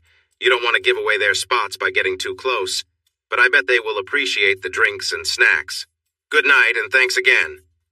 Jack headed toward his bedroom, but turned to the basement when he reached the door. Is everything okay? Are we still on for tomorrow? Captain Cross gave him a thumbs up and said, I'm excited. A city guy like me taking part in a cattle roundup. My friends will be so envious. We'll see how excited you are tomorrow when we are knee-deep in bushes and prickly pear, trying to guide stubborn, loud cows and playful calves to the pens. You might end up looking and smelling as rough as I do right now, so get a good night's sleep. See you at 4:45. The nearly full moon provided enough light to saddle their horses at the pen. Abraham Cross, the Armstrong boys, Jose Montoya, and Bud Allen each had a cardboard cup of coffee and a clear view of the gate. They could see the lights from town and down the FM road, so they knew they would have a good turnout. Everyone who came was a friend, and they always helped each other during the roundup, so the turnout was not a surprise. But you never really know until it happens. Sheriff Rodriguez was the first to arrive through the open gate. He maneuvered his pickup and horse trailer into a parking spot where he could easily get out if needed. Then he walked over, leading his horse with one hand and holding his coffee with the other. Good morning, everyone. I can smell that delicious food cooking. Since I'm first, I get the first taste. As long as you don't back out at the last minute, I'll make sure you do, Carl replied. And let me give credit where it's due. Jose is the best when it comes to cooking in the ground pit. He has a special mix of woods he uses, and I'm not sure he even slept last night while looking after the fire. So no matter how it turns out, this is his feast. I can't speak for the taste yet, but it sure smells amazing, Bud added. 13 of the 17 expected riders left at 5:41. Bud stayed behind to help the other 3 who were with him, but needed to fix a flat tire on their old trailer. Before they entered the pasture, Jack reminded everyone to keep their distance from the camo-covered areas and to keep the cattle away from there, too. They did as they were told, but the men in camo watched them closely and waved back as the cowmen rode by. There were 62 cows in the north pasture, plus at least 53 calves. Carl thought there might be more hidden in the brush, as some were so big they looked like their mothers. Normally, Carl and Jack would count carefully and track every birth, but this year was different. The spring calving season had been unusual due to recent events and injuries. They had 5-month-old calves that hadn't been tagged or vaccinated yet. This year had been very dry, with only one heavy rain a few months ago, leaving the grass low in nutrition. They had managed to lure some cows out of the brush by spreading high-protein feed along the road. Josh Abbott drove the old ranch truck to the pasture after the cowboys had time to locate the cattle and move behind them. Once the cowboys were ready and started to push the herd, he directed the truck toward the pens, honked the horn, and used the feed spreader now and then to grab their attention. Hearing the horn and the sound of the spreader, more than half the herd came out of the brush and moved down the road to snack on the feed. The young calves soon felt the absence of their mother and the sound of food being spread out, and they moved to join the other animals on the road. The others were not as easy to handle, but once they got them together and moving, they quickly caught up with those already eating. Josh honked the horn as he drove toward the pens, with more than 100 cattle following him and 17 cowboys riding alongside. Jack checked his watch when he saw Janice and April coming toward them. The roundup was happening about 40 minutes earlier than Carl had expected. The cattle were moving toward the pens, so he stopped the riders and waited for the pickup truck, known as the beverage cart, and its 2 helpers. The 2 helpers parked the truck and climbed into the back, which got some attention. They offered bottles of water or sports drinks to the workers, all of whom were happy to grab a drink and enjoy the view of the helpers in their casual outfits and smiling faces under straw hats. Jack waited for everyone to get their drinks before moving his horse closer to the truck. He took a sports drink from his sister and a cold bottle of water from April, but turned down the snacks. Thanks. You two are more refreshing than the drinks, and I appreciate all you're doing. I think the others will feel the same, so maybe circle around like we talked about. Before you head back, check on Carl's group in the East Pasture, then see how the workers at the pens are doing. It'll take us a little while to get started, so there's no rush. Janice smiled at him. Don't think we don't notice the friendly attention. I've missed the guys around here. Even when they're staring, they're kind. Jack could see April watching him from the corner of his eye as he listened to his sister. She always liked seeing him on horseback, dressed like a cowboy, so he kept his horse steady, even though she wanted to chase after the other horses that were getting farther away. She tossed her head and pranced, but he held firm, showing her he was in control. He noticed April blush and turned to her. What about you? Are you enjoying serving the friendly cowboys? Her blush deepened as she looked at Janice and said, I agree with Janice. The men here are all gentlemen. I like helping them stay hydrated, but we've stayed here long enough. We should catch up with the herd. He nodded and let his horse run fast. She took off like a galloping horse with him sitting comfortably in the saddle. Wow, that guy looks great on a horse, doesn't he? Janice teased her friend, who was watching Jack ride away. Stop it! We have a job to do. Janice laughed at her and they got back into the truck. They drove north toward the SAM site where more grateful men were waiting. Carl and some of the workers turned at the fork in the road and rode toward the East Pasture. Meanwhile, Jack and the rest herded the cattle toward the working pens. Janice and April found many thirsty, hungry animals at the outposts, which slowed them down. Perhaps the animals needed more water and food than expected, or maybe the men just liked to chat with the beverage girls who also enjoyed the company. Jack was not thinking about being attacked, so he didn't notice when Red and Wayne took off and made a move toward a helicopter flying about 500 feet above the ranch. But Captain Cross did. Through their earpieces, everyone on duty learned of the possible threat from the helicopter and how the group chose to avoid the restricted airspace over the ranch. Nothing major seemed to happen, but the group learned a little more about the defenses they might encounter if they tried to approach the ranch. By 5, the market calves had been turned into steers and were in the shipping pen with the cows that could not have more calves, along with some heifers and an older bull that did not pass the fertility test Dr. Huff performed earlier in the month. The heifers were tagged and marked with Jack's unique JA brand. The new Charolais bull Jack bought from Mr. Cox was also marked. He was loud and active, but gentle enough not to start fights with the other bulls. Fresh round bales were moved into the southeast and northwest pastures that had rested during the spring, and the 2 herds were being led to them. 2 bulls were assigned to each pasture for a 60-day breeding period for the spring calves. The gates to the north and east pastures were closed to help the land recover from grazing, while the heifers would replace the bulls in the southwest quarter section. They would be bred next year by a different bull. Everyone involved in the roundup and work had gone to clean up and change for the meal and gathering, except Jack. Jack was enjoying a drink from a red Solo cup after tapping the first keg, looking out over his land. He felt a satisfied kind of tired. The roundup and work were done, the crops were either stored or on the way to market, and the cattle truck was ready at the loading area. The driver and helper were guiding the cattle into the truck and would be on their way to market soon. While the sales might not increase his wealth much, he felt good about what they had achieved. Jack was a hard-working man, which suited his job as a farmer perfectly. He took pride in earning an honest living. As he turned and noticed dust rising from the road leading from town, he realized he needed to hurry. Guests were arriving, and he wanted to say a few words of thanks before the meal. Just then, he saw April and Janice coming out of the kitchen. They looked at him with disapproval, noticing how dirty he was, and said, "We'll make sure everything's ready and greet your early guests. You need to hurry." Jack quickly changed into clean, pressed jeans, a polo shirt, and his boots. In less than 20 minutes, he was ready. He felt fresh and confident, especially in his yellow shirt since several women complimented him. While chatting with the Garcia girls, he noticed April watching him, though she looked more annoyed than impressed. Oh well. He had left the barbecue cooking to Carl and Jose and was surprised when they added pork from wild hogs to the menu. Jose had prepared ribs and shredded the hams, serving it all with a spicy sauce that made everyone's nose tingle and eyes water. It was a big hit, and people used plenty of napkins to clean themselves. The schedule for the workers was adjusted slightly.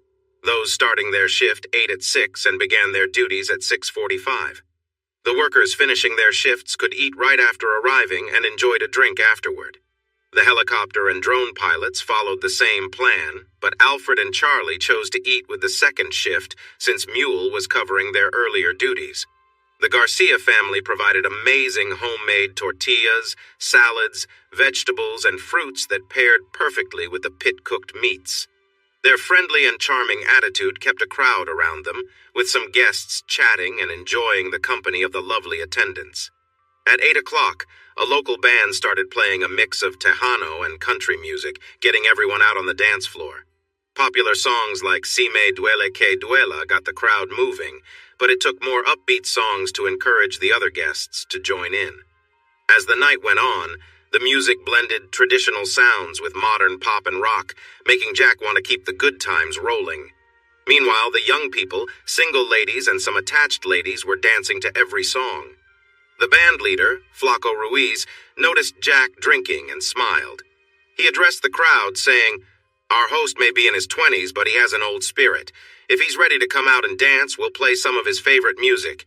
He's hiding by the kegs, let's get him out here." There was a lot of cheering, but Cheetah took action. She sprinted over, took his drink, placed it on a table, and pulled him toward the dance floor. When they got there, Chan sang a 5-minute version of a song, followed by another, and then another. Cheetah danced with him first, Scylla took him for the second song, and then the beautiful daughter of the high school principal joined in. Jack didn't know who she was, but she was certainly attractive and a great dancer. As he twirled and spun, Jack noticed the other dancers and onlookers. April occasionally caught his eye, always dancing with someone else. He knew her well enough to see the forced smile on her face and the tightness around her eyes. It seemed she enjoyed watching him with the other women, but not the other way around. The song Trouble fit perfectly with Trisha, who held on to Jack for a second song. Jack was ultimately saved by her father, who pulled her away for another tune. The song with a thoughtful message made Jack look for April, who met his gaze while keeping a serious expression.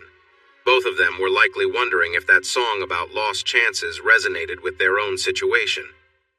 April finished her dance near Jack, and just as Rock in a Hard Place started, she released her partner and stepped toward Jack, who had extended his hand. She hesitated, he smiled, and she cautiously took his hand. They maintained a bit of space as the music played, and Jack looked into her eyes while the heartfelt lyrics filled the air. The song perfectly described their feelings. They had been missing chances together. Things weren't broken, but they needed some fixing. It had been a while since their kiss felt the same. They discussed forever while being together, but they found themselves in between a tough choice. Tears fell on her cheeks when he walked away. That was when things got complicated for him. Now he felt drained, wondering what it was all for. Would this be a moment to heal or to break apart? Caught between choices. For the record, it's tough. Giving up can take some effort. So I'd prefer to wait for better times together. As they danced, Jack's tense posture and steady gaze caught the eyes of those watching. They also noticed the expression on April's face change from worry to distress. When the next chorus began, Jack said something to April and pulled her closer. She tensed for a moment, but then relaxed. He held her close. Her forehead dropped onto his chest and her eyes shut. Jack quietly sang the last words of the song softly into her ear. "Is this where it gets better or worse? How much longer can we last?" Flaco, watching closely, replayed the beginning on his guitar, giving them a chance to step back, embrace, share a kiss, or just take a moment without the silence being too heavy. Everyone in the shed was focused on them, knowing that their marriage was struggling. People held their breaths, waiting to see if they were trying to fix things, or if this was the end. With the last note played, Jack let go of her hand, turned, and gently guided April back to the chairs they had left for the dance floor. He pulled her chair out, helped her sit down, leaned over and thanked her for the dance. She didn't reply but looked up at him. Her unease was clear, as was the silent question in her eyes. He smiled and took a seat behind her. She faced the table, glancing sideways at him. Flaco y los Vaqueros de la Brazada announced they were taking a break, encouraging everyone to leave the dance floor and return to their tables. This gave the Armstrongs a moment out of the spotlight. April still seemed confused, while Jack was friendly and attentive. He offered to mix her a drink from the bottle she and Janice brought, or to bring her a cup of beer when he got his. Like almost everyone there, Janice watched the couple on the dance floor and when Jack sat April down. But she didn't see the tension in their bodies or the lost look on April's face. To her, it looked as if April were a scared puppy around a master with a history of being unkind. The fact that April had let her guard down meant even a harsh word from Janice's brother could hurt her best friend deeply. Jack had been polite but distant since his earlier attempt to apologize in the spring, and Janice saw no sign of bad intentions in his actions that evening. He had simply asked his wife to dance, looked into her eyes, spoke softly, and she gradually relaxed, leaning into him. Even now, sitting alone at a table in the middle of the busy scene, Jack seemed cheerful and calm. He did not look like the same person who had faced and defeated them a few months earlier. Janice held on to Lieutenant Dan's arm a bit tighter. "Let's head to our table. I would like a drink and to chat." "I get it," he replied softly. "I'm keeping an eye on them, too. I've never seen April look so unsure, scared, vulnerable. Is she worried about your brother?" "Only that he might hurt her feelings again, but that's a long story for another time. Let's join her and him if he comes back and try to enjoy this lovely night." April had a drink in front of her that she hadn't touched. She had opened her purse and was looking in a mirror when Dan and Janice said hello. She immediately stood up, looked at Janice, and asked her to go with her to the restroom. Dan said he would make Janice a drink, grab a beer, and meet them back here. Jack noticed them leave and watched as Dan walked toward the keg, where he was next in line. He got 2 beers and gave one to the lieutenant, who thanked him and headed back to the table with him. "So you and my sister, huh?" Jack asked with a mix of teasing and protectiveness. Then he wondered why he still felt protective. She was an adult now, with a past that was probably more complicated than Dan Wilkins's. It wasn't like he would take anything away from her. "Honestly, right now we're just friends," Dan answered. "I wish it could be more, but she keeps me at a distance." "Have you talked about what happened in the last few years?" Jack asked. "No, but I know her story well enough. It was all over the news for a long time, and the captain explained that what they know puts them in a lot of danger. If she thinks I would judge her for being misled and used by those people, then she doesn't understand me very well. I can't imagine anyone would blame her for what happened to her. To me, that's like a long time ago when people wrongfully blamed women and children who were taken from their homes. I mean, Native Americans. What happened was not their fault, they were victims. Victims have to do what they can to survive, and I say that from experience. In Afghanistan in 2019, for over 3 months, I faced so much hardship. I was hurt, cursed at, kicked when I was down, insulted, and treated poorly. I wasn't harmed in ways others were, but I couldn't have defended myself if I had needed to. I was too weak and broken. I can't imagine how strong those two had to be to make it through all they did. After a month, I just wanted to give up." Jack looked at the ground for a moment, then said softly, "Well, wow." "What's wrong, Jack? Did I say something off?" Dan asked, sounding concerned. "Off? No, not really," Jack replied. "No, but you shared ideas I hadn't thought about, and I feel embarrassed I didn't. Anyway, you two should have that conversation. Don't blame her if she's worried about people being harsh about those past 2 years. At least one person has been, so I bet she's a bit guarded about getting close to someone without knowing how they feel about her experience." Dan replied, "I'm going to ask her tonight. I'll let you know if she says no." As they walked back to the table, one of Jack's old friends from high school came over and started talking to them. The women weren't back yet, so they chatted about light topics, their good old days, how great Flacco's band was, and how much they enjoyed the meal. April and Janice exited the restroom and walked toward the table, so Jack tried to wrap up the conversation, but Billy Bob put his hand on Jack's arm, leaned in, and said, "Can we talk here, or do we need to step outside? I have a couple of important things to share." Jack looked around and noticed no one was paying attention, so he said, "It's up to you. How sensitive is it?" "I'll keep it friendly and casual like I have been.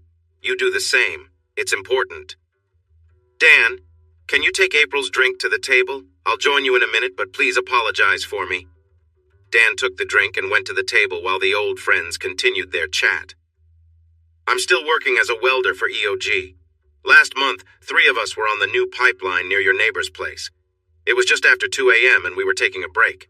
We heard and later saw a convoy of shipping containers moving down the road to your place, which got us speculating as men do. Juan Flores and I thought it might be for feed storage, maybe to keep the rats out. But Ray kept coming up with wild ideas about them being related to all the army things at your place and over at the Franklin Ranch just across the county line. When we finished at dawn, Ray asked Juan if he thought your new neighbors across the river would be interested. Apparently, they've been paying for information about you and what's happening at your ranch. Ray isn't here, but you might want to catch up with him about that. It's the first I've heard of it. The other thing is, those same guys have had a few convoys of their own late at night. I saw them myself when I was checking lines on the river a few weeks ago. I was in my kayak, so no one noticed me. But they were using a forklift to move boxes that looked a lot like the shipping crates we used in the Army, plus a few bigger ones. Whatever it was, it all went into that large barn Arnie built just before he passed. I don't know if any of it matters, but I thought you should know, my friend. Jack thanked him sincerely and headed back to the table. All 3 welcomed him with smiles, though April's seemed a bit forced. At that moment, he decided it was time to be loquacious Jack, the entertainer and storyteller. April clearly felt nervous about the person she had been avoiding for a while. Jack put on his lively persona, became loud, and soon they had a crowd of about a dozen gathered around their table, laughing and having a good time. Clay was among them, playfully teasing Jack as they had done since they were kids. Flacco came over, joined in, and the fun got even better. April got caught up in the excitement, and she and Janice shared a few stories and jokes, too. Before long, more than half the guests were around the table, adding their own stories or good-natured teasing. Jack was the main target of the jokes, but he took it all in stride. As the laughter continued, they reminisced about their school days and the good times they shared, including April and Jack's courtship, wedding, and honeymoon. It was time for the band to play their next set, but Flacco, understanding the moment, signaled to hold off for a bit, sharing a knowing glance with the band members who were also enjoying the stories. There were still many stories to share, but Jack decided to wrap it up after nearly 30 minutes. This is so much fun, but we have Flacco and his talented band here. Let's enjoy their music and have a little dance. I'll set up a get-together for the Cowtown Liars Club when it cools down, and we can all share stories from sunset to sunrise. Just make sure to bring your own drinks. Everyone cheered at the suggestion and began moving towards the dance floor.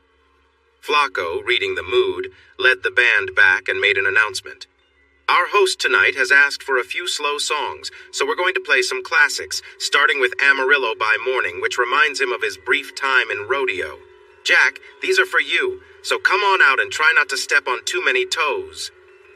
Jack looked across the table at April, who was sitting next to Janice. Do you want to dance? I promise not to step on your toes. April hesitated, wanting to say no. Dancing with him felt too personal, and she knew she needed to keep her distance and not let her feelings get in the way. However, she noticed Cheetah, Scylla, Jackie, and June watching closely, hoping she would decline so they could have their chance. Feeling a twinge of jealousy, April finally said, Okay, I'd love to.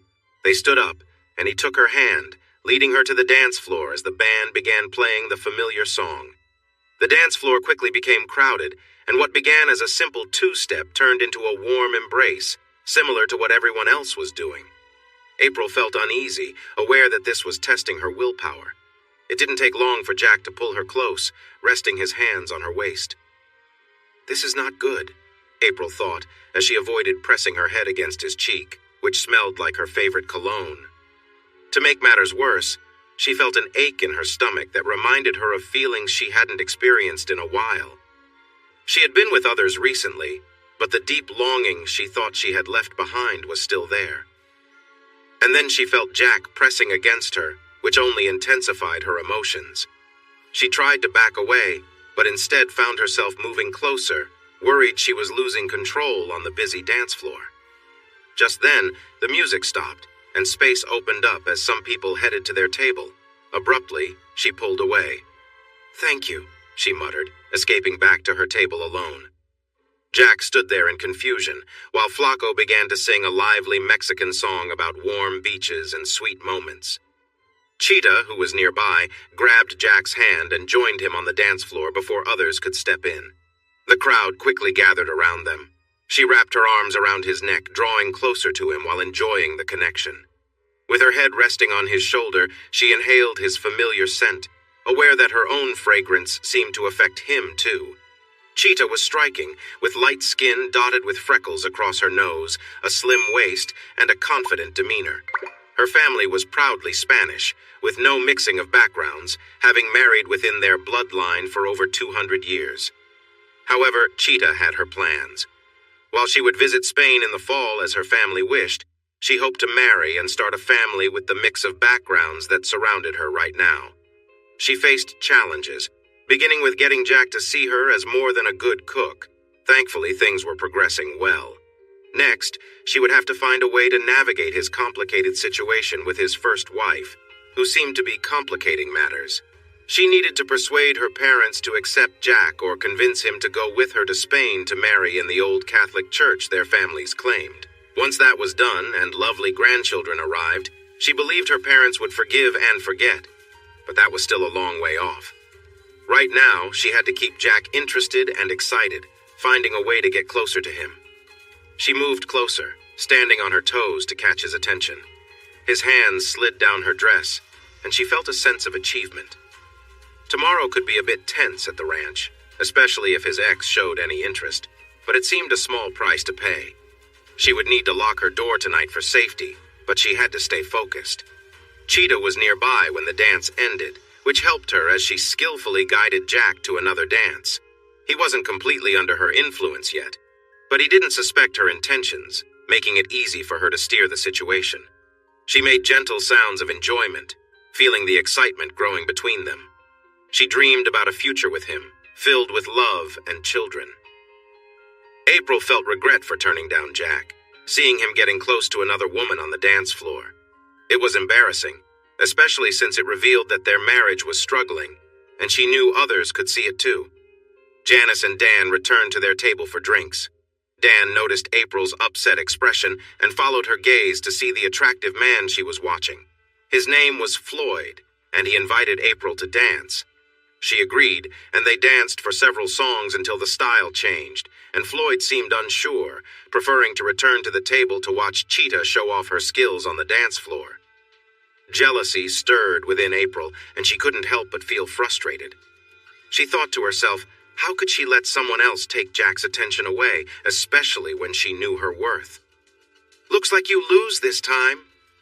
April caught the eye of Pretty Boy, but her serious attitude and lack of interest made him pay more attention to the lively girl dancing nearby, who was happily showing off her beautiful legs. She was cheerful and seemed to be enjoying Jack's company. Jack was more attractive than her husband and was available, so it was clear that she would choose him if given the chance. And then, the opportunity arose. When the song finished, Jack thanked his partner and quickly returned to his table, leaving lovely Cheetah frustrated and by herself. Floyd wasted no time and danced with Cheetah, moving to the upbeat tunes from Justo's accordion. April was feeling a bit colder now. Jack didn't mind and took a seat next to her, asking if she wanted a new drink. She hadn't even noticed her glass was empty since she was too focused on the lively dance floor and the feelings of jealousy. She nodded, so Jack hurried to the keg for a beer, grabbed some Sprite and ice for her glass, and quickly returned to the table. He mixed her drink and handed it to her. She took a sip, leaned back in her chair with her back turned to her husband, and didn't pay him any attention. She knew it was a little childish, but if he wanted her, he had to earn it. A voice in her head scolded her. "Are you really willing to push him away? Here he is refreshing your drink, choosing you over that younger girl, and you act like this? What's going on?" Staying confident, Jack placed his hand on her shoulder, leaned in close, and said, "This is the first time I've heard Flacco and his brush country cowboys. I can see why they're popular on the local country and Norteño charts. They do a great job with both styles, plus that fun Mexican fusion everyone loves."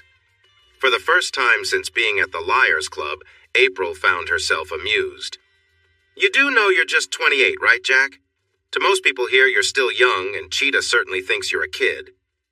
Jack sensed the hint of jealousy in her voice and felt a little pleased. Still, he replied lightheartedly, "I mean the high school and college kids. I've been looking after my sister since I was 18 and managing a ranch and my businesses since I graduated 7 years ago, not to mention being married for those years. I don't see myself as young, and I bet others feel the same way. I'm almost your age, Jack. So are you saying I'm old? She asked, with a playful edge to her voice. Not at all. No one would mistake you for a skinny teenager. You look just as good as any college woman here, or anywhere. But still, you are just 25. Nice comeback, she said with a little laugh. Jack smiled as he heard the familiar tune. It felt like it had been ages since he last enjoyed music like this. As the next song started, he glanced at Flacco, who was beaming at him. He returned the smile and asked, April, do you remember this song? He wanted to share a moment with her. April turned around in surprise, ready to respond, but then she saw his inviting smile. He stood up and she joined him. Even though it wasn't the song they had chosen for their first dance as a married couple, it was the second song they loved from Texas State. Flacco and the band took their time with the introduction, allowing Jack and April to make it to the dance floor. They poured a little more feeling into the song than the original, and Jack's voice filled the air as he danced with April. Every morning when you come downstairs, hair's a mess, but I don't care. No makeup on and shining so bright, my old sweatshirt never fits so right. Dancing around to the radio, humming the words that you don't know, 'cause I'm finding an angel off my list. Thinking that it don't get no better than this. You make loving you easy. You make loving you all I want to do. Every little smile, every little touch reminds me just how much it all means. Loving you easy. April tried to keep her distance, feeling caught off guard by the moment. This isn't fair, she said playfully.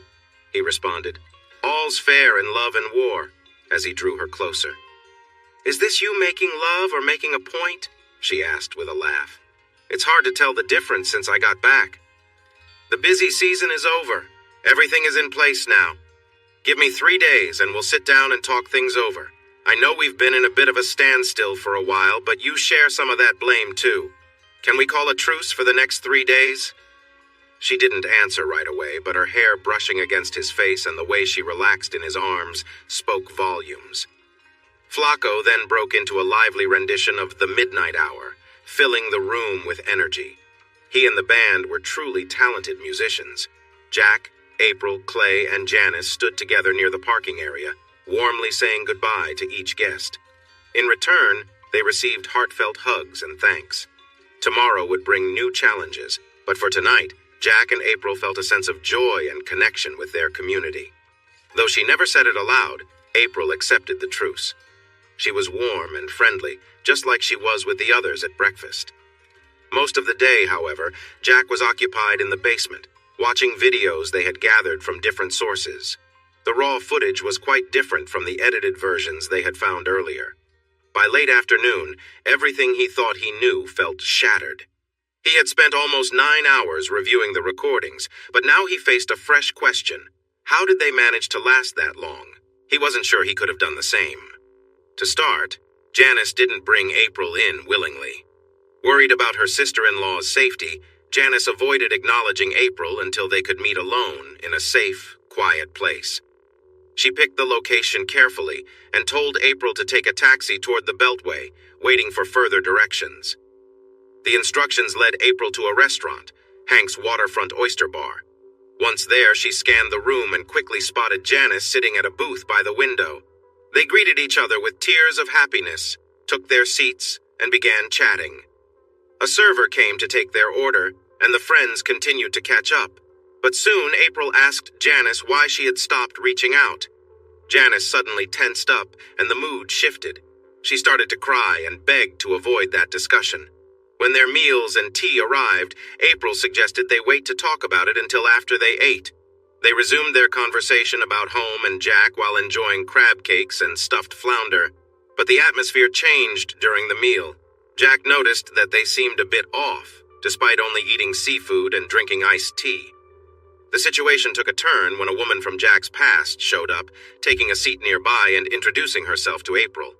Janice was furious at her presence and exclaimed, "You promised I would have this time." "I lied," Christina shot back. "The king is interested in your lovely sister-in-law, so she will join you tonight."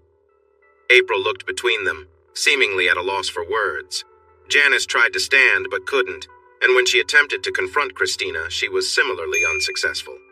Suddenly, 4 large men arrived, helping both April and Janice to their feet and leading them outside to a waiting car. They were hardly aware as the ride began. Jack reflected on how many people would have tried to help if this had happened to someone in his town, shocked by how indifferent city folks could be. Watching everything unfold was proof of the far reach of the King's organization. There had to be cameras in April's apartment, the taxi that picked her up, the restaurant, and the car that drove them away. The cameras in the cafe showed the server who spiked their tea getting paid $1,000 for doing it by a person they called the bitch. She later bragged about it to Janice.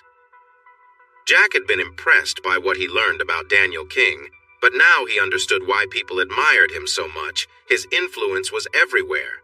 This job was not going to be as easy as he had thought. Even though he prepared himself for what he might see, having watched other recordings, this was much worse. It wasn't just the inappropriate content, it was the behind-the-scenes talk about his wife and sister as if they were toys. April was being treated terribly, kept scared and under the influence, used by others in a way that left her feeling completely helpless. The scenes he saw were upsetting, but it was the other details that made it hard for Jack to watch. Now that he understood more, he wished he had taken stronger action against those who hurt them. They seemed to take pleasure in breaking their spirits and mistreating them. He should have faced them with the same strength. There were still 129 more hours of footage to go through from the compilation Alfred and Charlie made for him. They told him the raw recordings they had gathered were many thousands of hours long if he wished to watch them. These recordings showed a year of April's captivity, 2 years of Janice's, and who knows how many lives of other women in similar situations. It seemed they filmed almost every moment of these women's lives, even their breaks and private talks. Jack decided not to take that offer and asked them to organize the compilation so he could choose what to watch from the 12 10-hour days he hadn't seen. They laughed and admitted they hadn't seen it all either. They used AI to find and save parts based on certain searches, and then skimmed through it to check if it was relevant and in order. They then showed him how to access the hidden index and mentioned that the segments marked in red were recommended for a closer look. Jack turned to leave but paused to ask, "Did you two pick segments that show less harsh treatment for the girls?" "The feeling I got from your compilation is different from what I got watching the recordings on the Senator's servers. It feels like some footage was added to explain their actions." Alfred shook his head. "Boss, you should watch their journal next. Then you'll understand. Watch that, and then you can check out the other 130 hours we put together, or the thousands of hours of raw recordings from different sources if you want to. To answer your question, if anything friendly happened to the videos, you can blame Alice. Maybe she felt sorry and changed the video and audio, but we didn't tell her to do anything like that, so I'm pretty sure she didn't. Croc and I only talked about the date and time, so the mashup would be in order, not mixed up based on the source." "Alice is the AI?" "Yes," Croc said. "Hey, boss, they called us for dinner a while ago, and we missed lunch too, so let's go eat with everyone else." The three were surprised but happy to see the table ready and the group waiting for them. They were invited to grab a plate and start the taco, burrito, and enchilada buffet. Jack motioned for the others to go first, and Croc was eager. April was nice to him again, as she was to everyone else. Maybe the peace would last until he could finish what he needed to watch for his own peace of mind. Right now, he was glad they had made a peace agreement. He wasn't quite ready to apologize to her. Jack woke up early the next morning, feeling good and full of energy, with a new plan in mind. He got coffee and a breakfast sandwich from a friendly Scylla and went to the basement. Sue and Croc were tired. It was clear they had been up all night, and Charlie was a bit short with him. "We have the journal loaded. It's only 2 hours long, so watch that and then come back in here. On the way back, clear your mind. Things are happening, but you have time to watch the journal before you're needed. See you at 9:20 on the dot." He returned at 9:17, but he was still confused. He wished he had listened to his friends and heard their stories after that first encounter. It was hard to understand how either of them could still be near him. No one that wrong and hurtful should be forgiven. He wished he could bring back the 3 senators, and the person he felt had betrayed him, along with a few others who had caused trouble. He had never tried anything extreme, and while he wasn't sure how to go about it, he wanted to imagine a scenario before moving on to more serious matters. Captain Cross helped clear Jack's mind quickly as he, along with Sue, Croc, and Mule, shared what they learned from various sources. The group included Carl, Janice, April, Renee, Elias, and Ranger Allen, who were all representatives of both manned and unmanned aircraft. They also had squadron leaders for different duties, both on-site and off-site. Jack listened carefully as plans were made. He didn't see any problems, even though he knew little about military strategy, and this was certainly a military plan. A conflict was about to start that would be much bigger than the small issue with the New Jersey Mafia, which felt like a simple family fight. The main focus was on the new neighbors across the river, who seemed well prepared based on what was seen from the air. There were also reports coming from other areas. The news from the county to the east seemed harmless, but it worried Jack. He turned to Carl, who frowned and shook his head. "Excuse me, have you talked to the Franklins about this, Major? They are very private and do not usually have guests. As far as I know, they only have visitors during the annual Turkey Creek Arts and Crafts Fair near their old homestead by the creek, and only trucks meant for cattle should be there. We haven't spoken with them. We did send a drone over their ranch, but only saw 2 large trucks delivering animal feed and hay," the Major replied. "No," Carl insisted. "That shouldn't be happening. They have some of the best hay fields in South Texas. They produce their own feed in Beeville, and the mill delivers it to their barn. Those aren't regular feed sacks, and something seems off." "Get drones on it, and send scouts immediately," Captain Cross ordered. "If Carl and Jack have suspicions, we need to investigate them." Red added, "The sheriff wants to ride in the Huey and pretend he's the gunner. Do either of you want to join him? It seems we'll be heading east today." The meeting wrapped up with a sense of urgency in the air. Before they left, Jack called April and Janice to a corner. "I looked at your journal yesterday and watched 9 hours of raw footage from King's server, starting with your dinner at the Oyster Bar. I want to apologize for what I said before, but I can't find the right words to make up for my thoughtless comments. I'm trying to do better, and I promise to give my best effort soon. I know it won't be enough, and you might feel anger toward me forever. But I want to show you how sorry I am for hurting you when I should have welcomed you home." April looked at him, unsure of how to react, but Janice smiled. "We'll be waiting, and it better be good, you arrogant fool." Then she winked and said, "Now go out there and figure this out. We don't want to leave this world without hearing you apologize and see you make things right." The 4 men climbed into the county's newest helicopter, a Sikorsky UH-60A Black Hawk. It ascended quickly and flew at over 150 miles per hour, covering the 45 miles in no time. Jack and Carl might not have military training, but they were observant and knew the area and its people well. During the flight over Franklin Ranch, Carl noticed things the drones had missed, while Jack pointed out oddities that looked innocent to Red and Renee.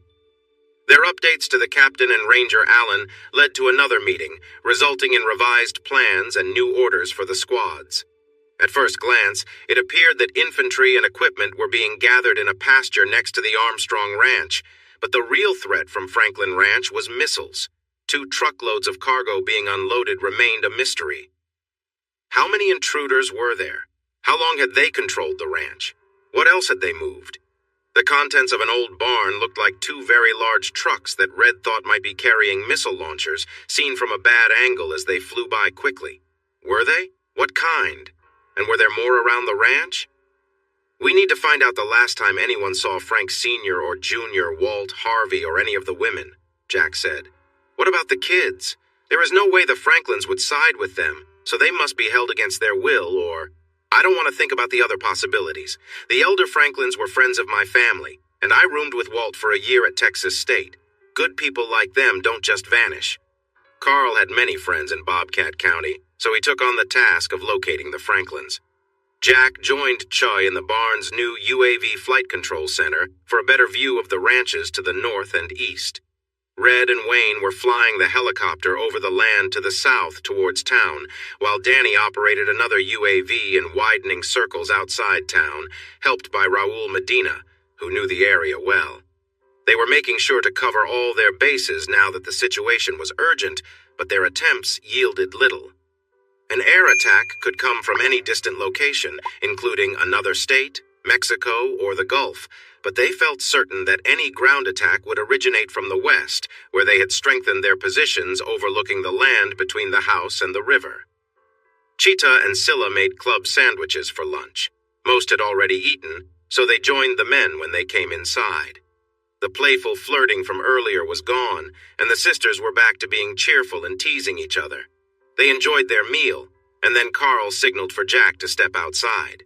None of the Franklins except for Walt have been seen in 3 days. Walt has been at the bank daily, but the teller said he seems really off and distracted. So they are probably keeping the family safe, and Walt is doing what he can to help. We still have CDs and investments there.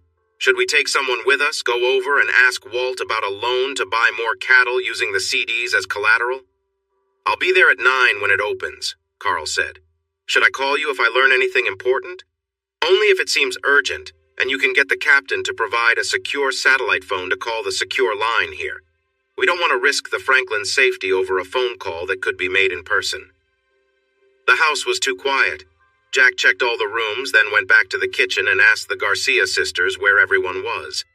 He found out that Elias, Ranger McLeod, and Wash had taken Janice and April to San Antonio for a medical appointment. They knew it was on the base, but didn't know who had the appointment or when they would be back. Jack decided he had time to watch a few more clips of the mashup. He had learned what he needed about April's first months there, but he wanted to see the time just after he was told he had been killed, and the final weeks after the senators were harmed, and many others were at risk. Daniel King had been the first person to mistreat April in captivity. He was the one who chose her for service, and had continued to take advantage of her to satisfy his needs and those of some powerful clients. Jack found this hard to watch. Was she still with him at the end? Did they have a strange connection? Did she care for him? Was she there as his spy? He wanted to trust the video journal, but he needed to see and hear for himself. He planned to apologize for his behavior when they returned home and do his best to make things right, unless they turned out to be untrustworthy. He didn't believe that, but he would feel better if he watched those last days, tried to understand their feelings, and heard their words. Maybe King had recorded enough that he had trapped himself and his partners. Only one way to find out, he told himself, walking down the stairs to the basement viewing room. Hours passed, and Jack finally had his answers. He turned off the computer, stretched, and opened the door, only to find himself face to face with a serious sheriff and an upset captain. "Step back inside, Jack. We need to talk," the sheriff said firmly. "Can I use the restroom first? I've been in here for a while," Jack replied. Captain Cross stepped aside, and Jack hurried to the restroom, relieved to take a quick break before the discussion. He was very worried about the upcoming conversation. Both the police officer and the soldier seemed off. "April and Janice made it to their doctor's appointment on time, Jack. Their escorts waited in the area like they were told for almost 3 hours. They asked a staff member to check on them, and when he returned, they learned the appointment took less than an hour. There was no way they came back the same way they left, so they started searching the building, which is really big. They didn't find anything and learned nothing, so they went back to the parking lot. Their vehicle, the Suburban, was also gone. I'll give you the details if you want, but to get to the point, the SUV was found at your apartment, but the women were nowhere to be seen. We have no clue why they vanished or where they went. I put out an alert and the highway patrol was notified.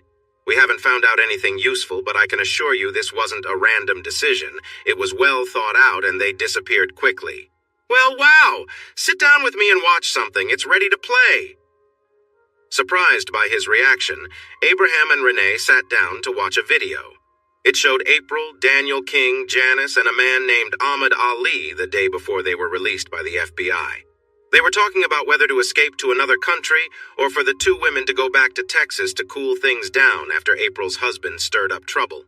The women wanted to go back, while the men suggested leaving for a place that wouldn't send them back home because they feared their involvement would be discovered.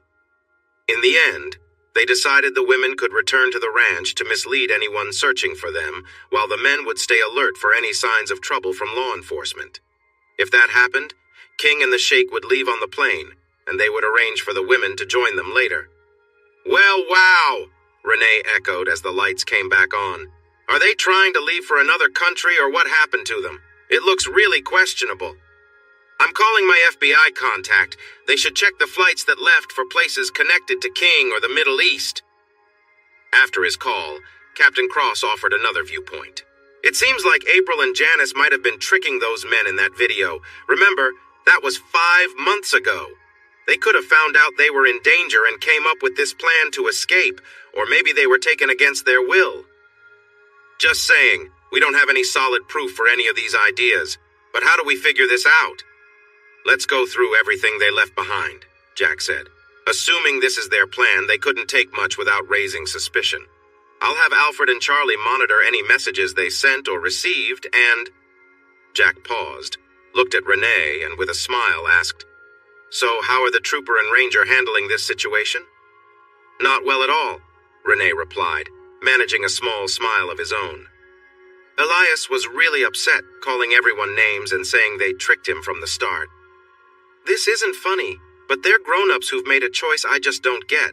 And tell Elias I understand how he feels.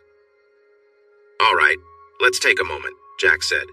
Yes, we want every resource to help find them, but what does this mean for our plans? If they have shared our plans with King, how much trouble are we in? That's a good question, and we need to look at our plans with this in mind. The enemy may know what we can do and what we want to do. That leads to another question. If they are with King, what happens to the rewards on their heads? All this effort and support isn't just for a $100K reward on you, Jack. If they don't leave, we have to assume that you are really the target, and the rewards were always for you. Saying they are on the girls could have just been a distraction to keep us off their trail. And another important question is, how long do we wait? If we can't find anything here or online to help us understand their plans, do we just sit here and wait for something to happen, pull back, or go after them? These are very dangerous people. If they don't attack, do we just let them get away? Renee, how do you feel about that? No, Captain, but I doubt it will be my decision. Our state and federal support is for defense only, so they may require a good reason before we go after them. On the surface, we haven't seen them break any laws, so what do we do? I fear this is beyond my office, but I might have to make a decision because, while we don't want to do anything that could help them legally, we also don't want them roaming around Cow County, Jack interrupted. Maybe we don't have a lot on the group across the river, although I think a judge in Laredo would issue a search warrant based on what we have. But if they are holding the Franklins against their will, and I believe they are, they have broken state and federal laws. Can we find out quickly while staying ready here? Wait, I have 2 more important questions. Knowing what we know about Daniel King, do we let him and his supporters get away? Or do we report this to the FBI, show them his messages that seem like confessions, and tell them we believe he has taken April and Janice and is trying to leave the country? After all, we don't know if they left willingly. And the biggest question of the day, what do we do with their video journals? They provide names, dates, places, and first-hand accounts that are supported by the videos we have. They also mention banks and accounts where illegal money is stored. If we share this information with everyone they mentioned, won't that risk them getting hurt? I see that could be a problem if we wait a month, but until we know they are really with him and turned against us, I'm not comfortable releasing the videos we plan to share. Renee sighed and replied, Jack, I have 2 concerns about involving the FBI this much.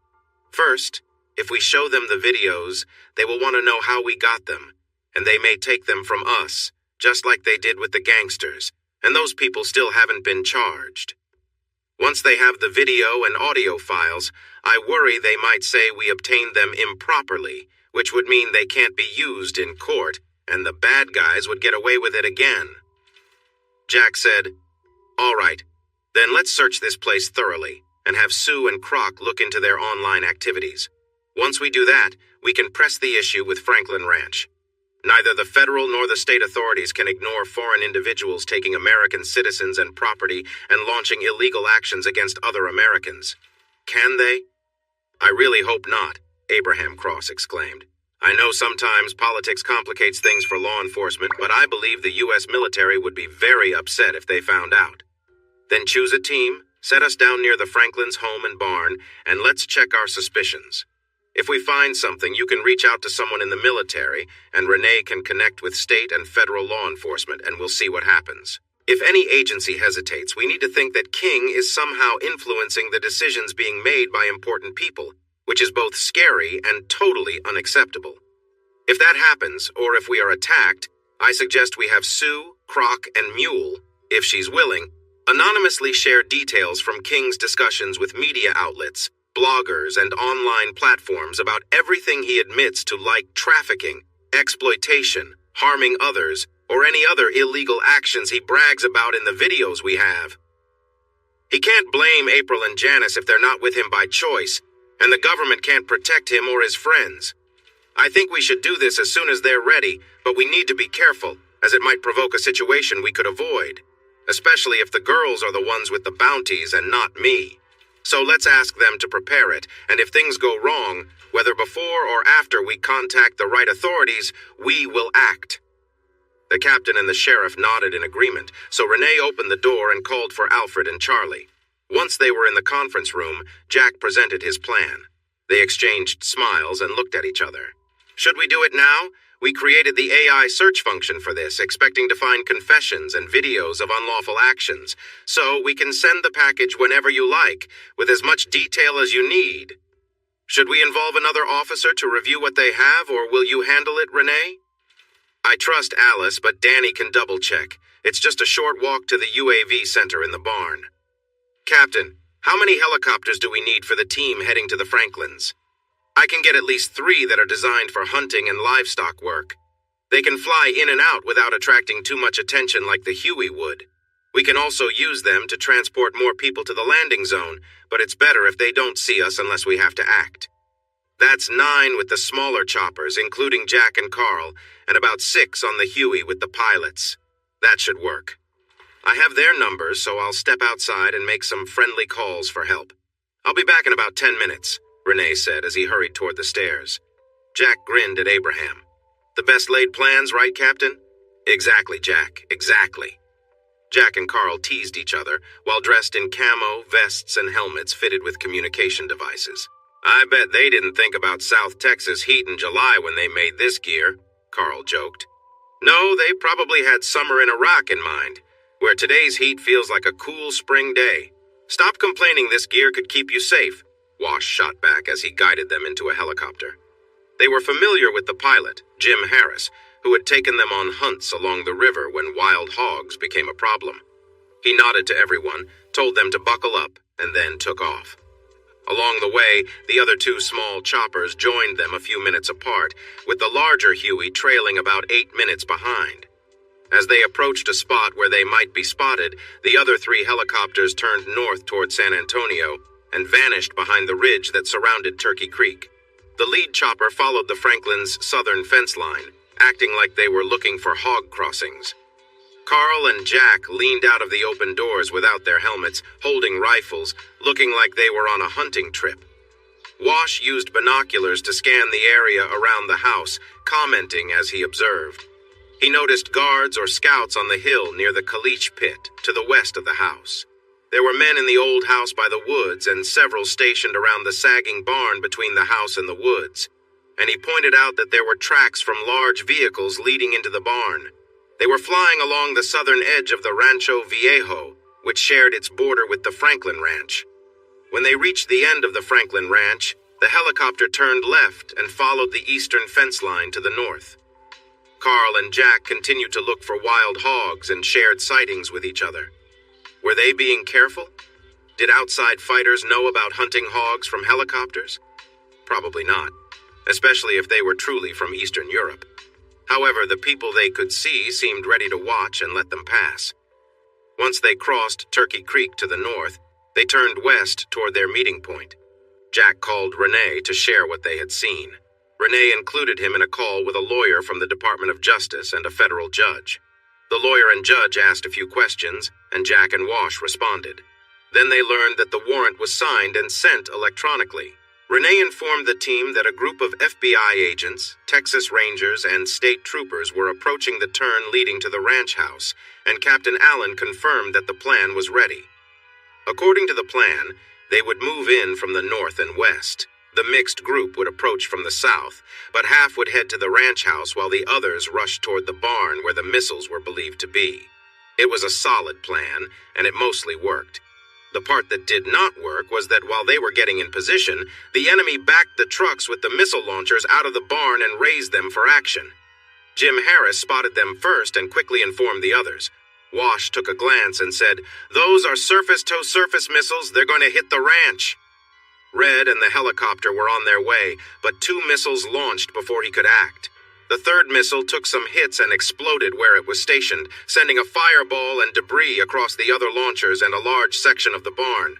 Wash, leading the team, shouted, "Charge! Move in!" And the helicopters delivered their teams to the prearranged spots.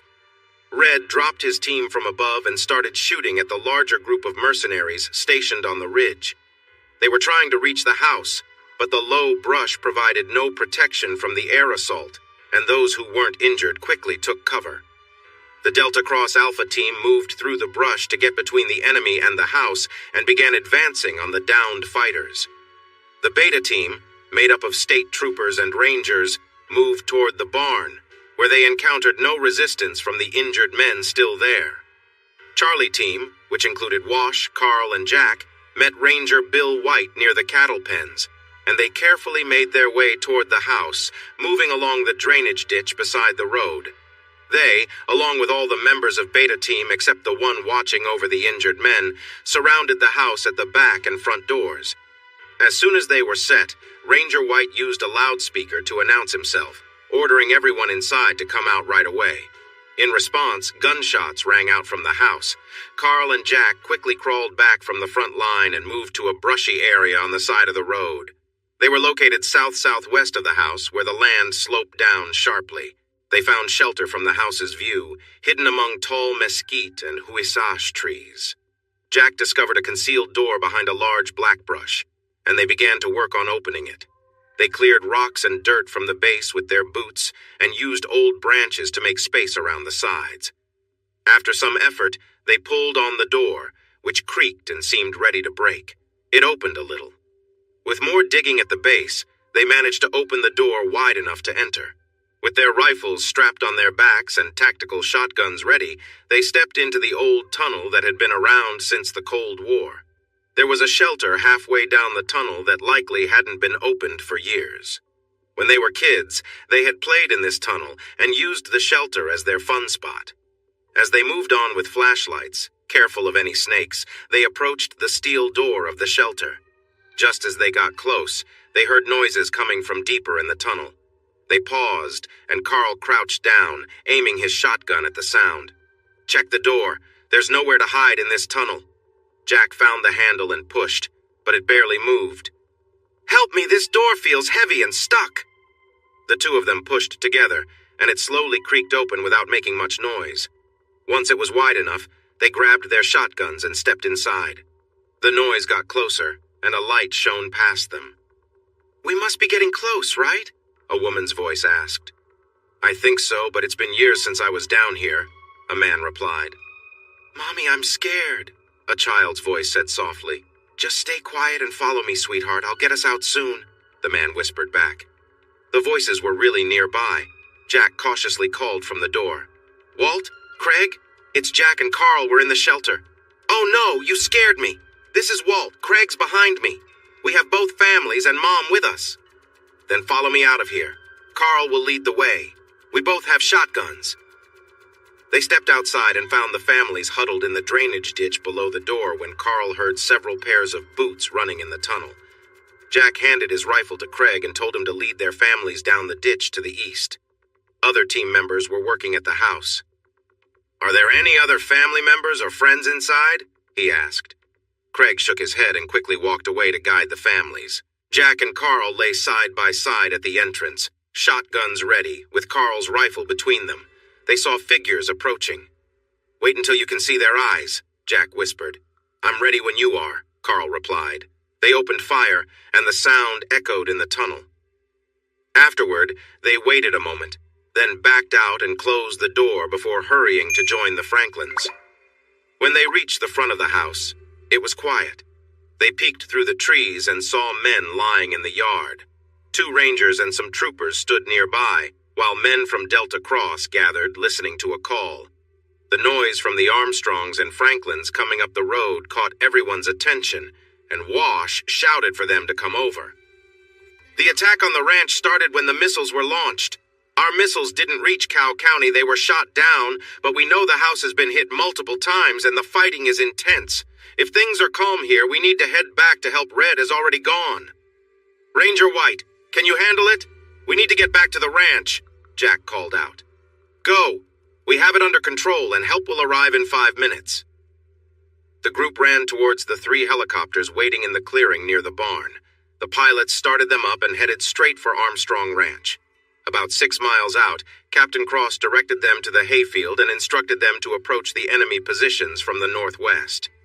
Jack and Carl weren't professional soldiers, but they were fit and skilled with their rifles. After an 8-minute sprint, Wash slowed their pace and gave orders.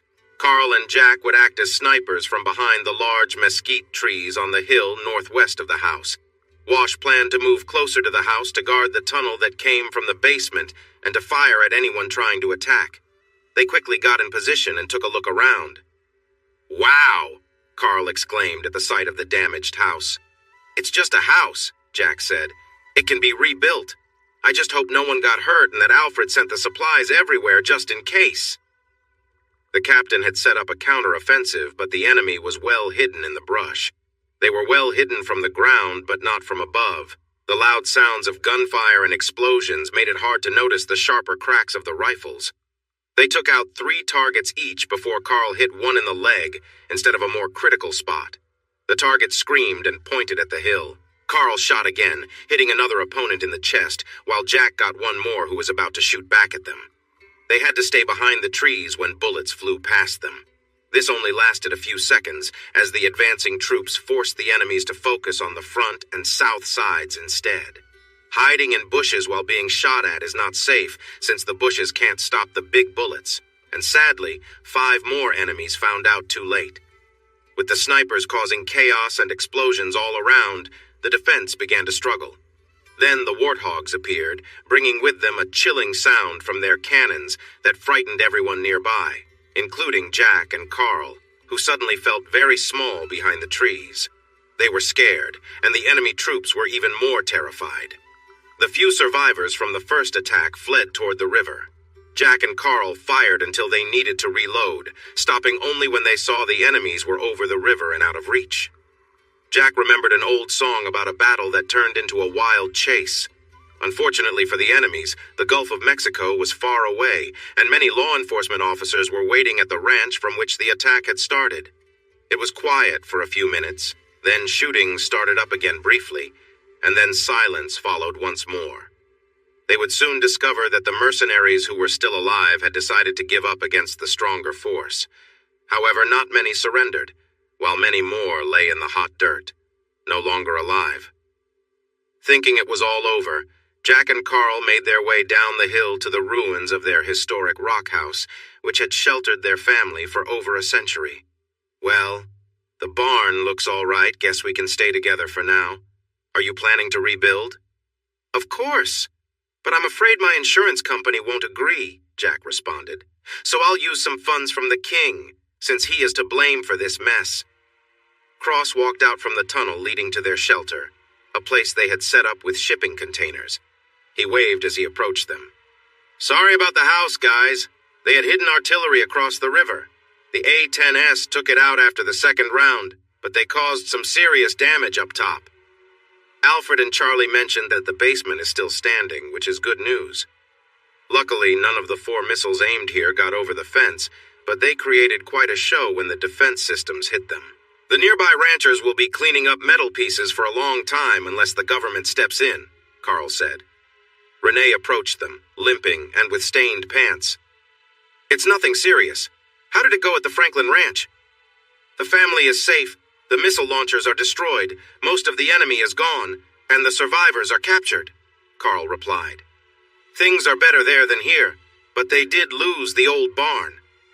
Are our people okay? We're not sure yet, but we know we have 3 who didn't make it and at least a dozen hurt.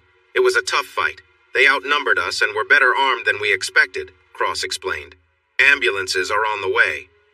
Where have the A-10S been? I can't believe they got this close with those planes around. You wouldn't believe it. All the drone missions we flew totally missed a couple of missile launchers hidden in the hay barn. When they launched the first two, the planes were nearby, so they had to change their target and come back, Carl said. How did you feel on that ridge when the fire started? I was terrified, and I heard Jack crying and begging. That was the scariest sound I've ever heard. I might not sleep well again thinking about it. You were scared, and it was you crying, not me, Jack replied quickly. All right, I bet you were both scared. I know I was, and I was behind the armored vehicle, Renee joked. You two might want to stay in town for a while, he continued. This area will be off limits for weeks, as state and federal law enforcement, along with the military, will want to investigate what happened. This is the first major battle with foreign fighters on American soil since the War of 1812, so please be patient. Can we still use the basement? Alfred asked. There's a lot of work to do online. I'll do my best to argue that the basement and shipping containers aren't part of the crime scene, but I'd advise taking care of things quickly while everyone is focused on the chaos. By the way, are you two all right? This may be your second battle today and third this year, and facing such events can weigh heavily on us. You two were involved in quite a bit today. I'm not speaking for Carl, but I see it like dealing with rattlesnakes, Renee. When I see one in the pasture, I keep my distance and let it be. It's live and let live out there. If they set up a hideout by my house and threaten my family, they will face serious consequences. They are not much better than rattlesnakes, which at least help by getting rid of rats. So I'm not too upset. Maybe I will be later, but probably not. I haven't lost any sleep over those troublemakers. I find them less human than those gangsters. Renee turned to Carl. I agree with him. Maybe I will feel different later, but right now I feel less upset than when I had to say goodbye to my horse. All right, then let's help Sue and Croc, Renee said. He gave a small shake of his head. But tell me if you need someone to talk to. Cross looked puzzled, so Carl said, He's comparing us to El Mariachi. You know, the movie about the guy who seeks revenge? I don't know that movie, but I understand now. I'll watch it when I can. One of the three defenders who lost their lives was an FBI agent. Another was an observer from the Department of Justice, and the third had just joined Delta Cross. The loss affected everyone deeply, prompting the DOJ to ease its usual strictness a bit. Losing their own made things more personal, and they did not need to follow all their usual rules during interviews of those captured. They also took their time to secure the area because they were aware of the basement. Alfred sent out information about King and his associates just as the first shots were fired. The chaos in Washington quickly reached the federal agents in Cowtown. The details were sent from various servers worldwide, which kept the media from targeting any one place for interviews. Instead, they all rushed to Washington, adding to the chaos there. Before they left the basement, Mule passed along a flight plan for a corporate jet traveling to Mexico City from Bourne, Texas. The pilot and passengers were not listed in the U.S. database, raising enough concern for the plan to be flagged and sent to the FBI. Mule caught it and shared it with her partners on the ranch. There are 2 women and 3 men, including the pilot. Do we have any information about the plane? Renee asked. It's registered to a shell company in Venezuela, and this is listed as its first flight, at least in the U.S. Charlie replied with a raised eyebrow. All right. Check the Mexican flight records to see if there's a plan filed for the Middle East, Africa, or even Eastern Europe. These people don't have to follow the rules since they won't be coming back. Hey down there, are you almost finished? A voice called out. We can give you a few extra minutes, but a deputy director is on their way and you need to leave before they get here. Don't worry, we won't interfere too much.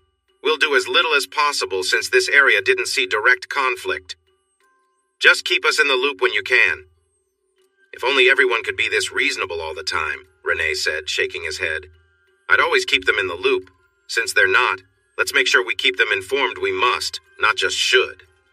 Okay, boss, Jack replied. Heavy on our idea of must, right? Exactly, the sheriff said. Not like they treat us, but until we're sure, let's take a broad view of must. They gathered what they needed and put it in one of the vehicles in the barn that was in decent shape. Thankfully, it was Carl's truck. so there was room in the covered bed for servers, laptops, monitors, and a cart with files that no one else needed to see. Alfred looked sad.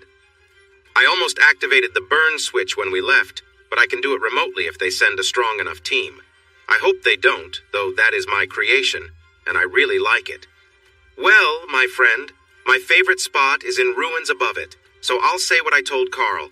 It's just a building we can always rebuild. Plus, once we know no one is following us, we're heading to Happy Place too. Really? Oh, that sounds great. I could use some fresh air and seafood, Carl said enthusiastically. You guys need to drop me off in town then. I have a mountain of reports and a ton of interviews to get through. I don't know where you've been, but remember, they have resources, so expect them to come looking. They better hurry, or we'll be at Happy Place 3. Renee laughed, but warned, You might want to talk to them, Jack. You don't want them finding all your favorite places. Tomorrow afternoon is fine, but not today, tonight, or in the morning. We have things to do. A little over 2 hours after dropping the sheriff in town, they were at a table full of seafood at King's Inn on Baffin Bay. After an hour and 2 beers, Carl, Jack, and Abraham were sitting on the back deck of Happy Place 2, near the rocks on Baffin Bay, having a discussion. Charlie was inside looking into some tricky parts of the web, and Alfred was checking some important records. Alfred found something first. Hey, everyone, you need to see this. Me too, Charlie called from the secure room. They joined Alfred in the secure office. Look at these security tapes from the Mexico City airport. 4 people moving from a business hangar to an SUV. The image is a bit blurry, but isn't that Janice in front? There's a woman with the man I think is Daniel King, but I can't see her clearly. They watched as Alfred rewound the tape, then Jack spoke up. That's Janice. I recognize her walk and that dress. I think that's April, but I'm not sure. If that's Janice in front, then that must be April with King.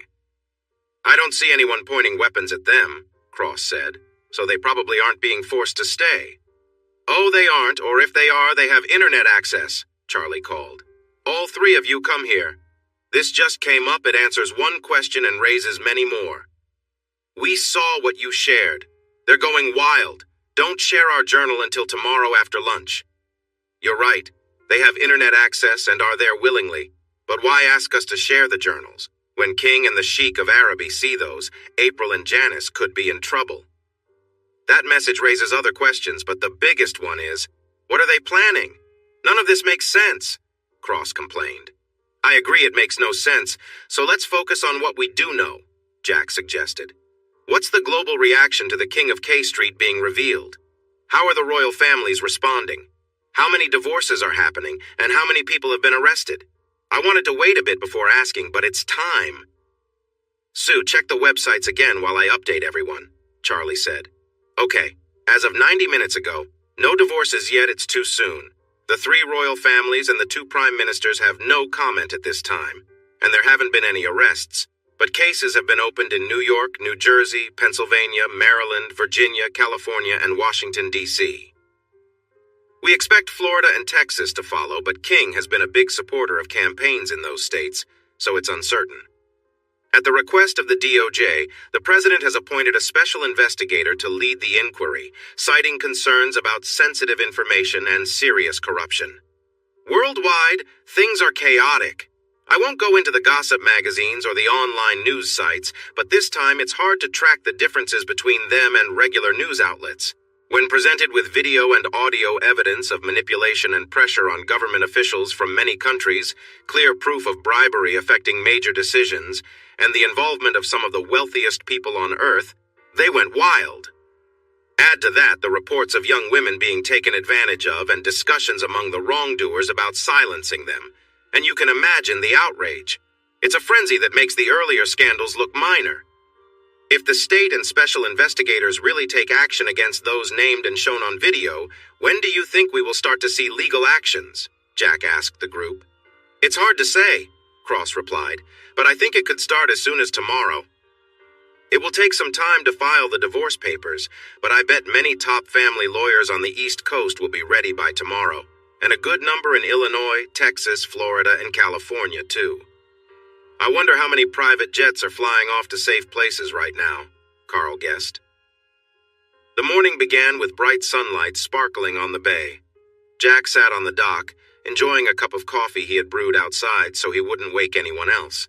He had gone to bed at 11 but woke up at 3 to make sure Alfred and Charlie went to sleep, saying they might face questions from the FBI and needed to be rested.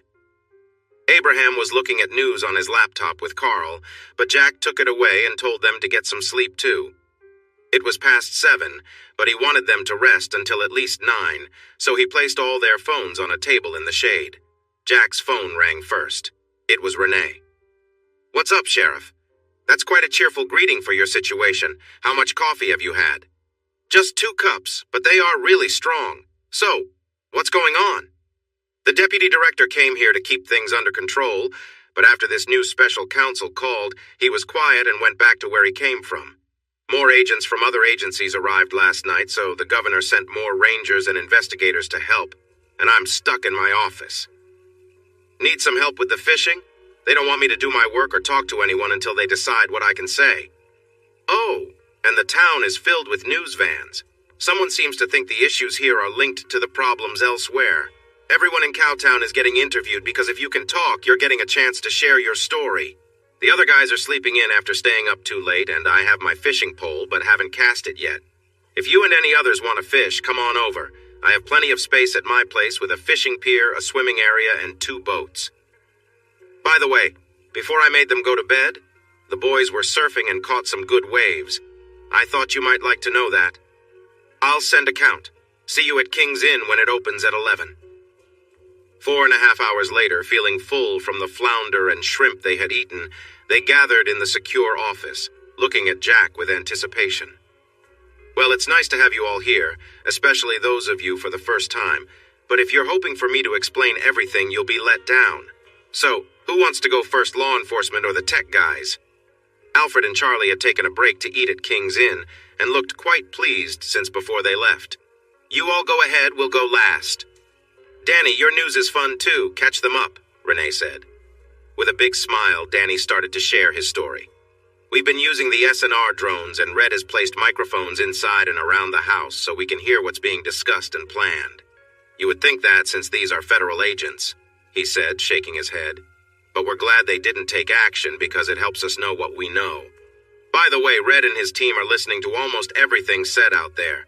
Anyway, the new group of guys seems lost and confused, and the ones who were already here are tired and frustrated from trying to bring each new group up to speed. Even those who were involved in the earlier planning are still struggling to catch up. There is one guy, though, a tall man who looks like he might be from the Middle East, and he's smart. He has some good ideas. He really wants to talk to you 5, pointing at Jack, Carl, Abraham, Alfred, and Charlie. But so far, it hasn't been made a priority by his bosses. Still, I would be ready by tomorrow. He knows what he's talking about and can convince others.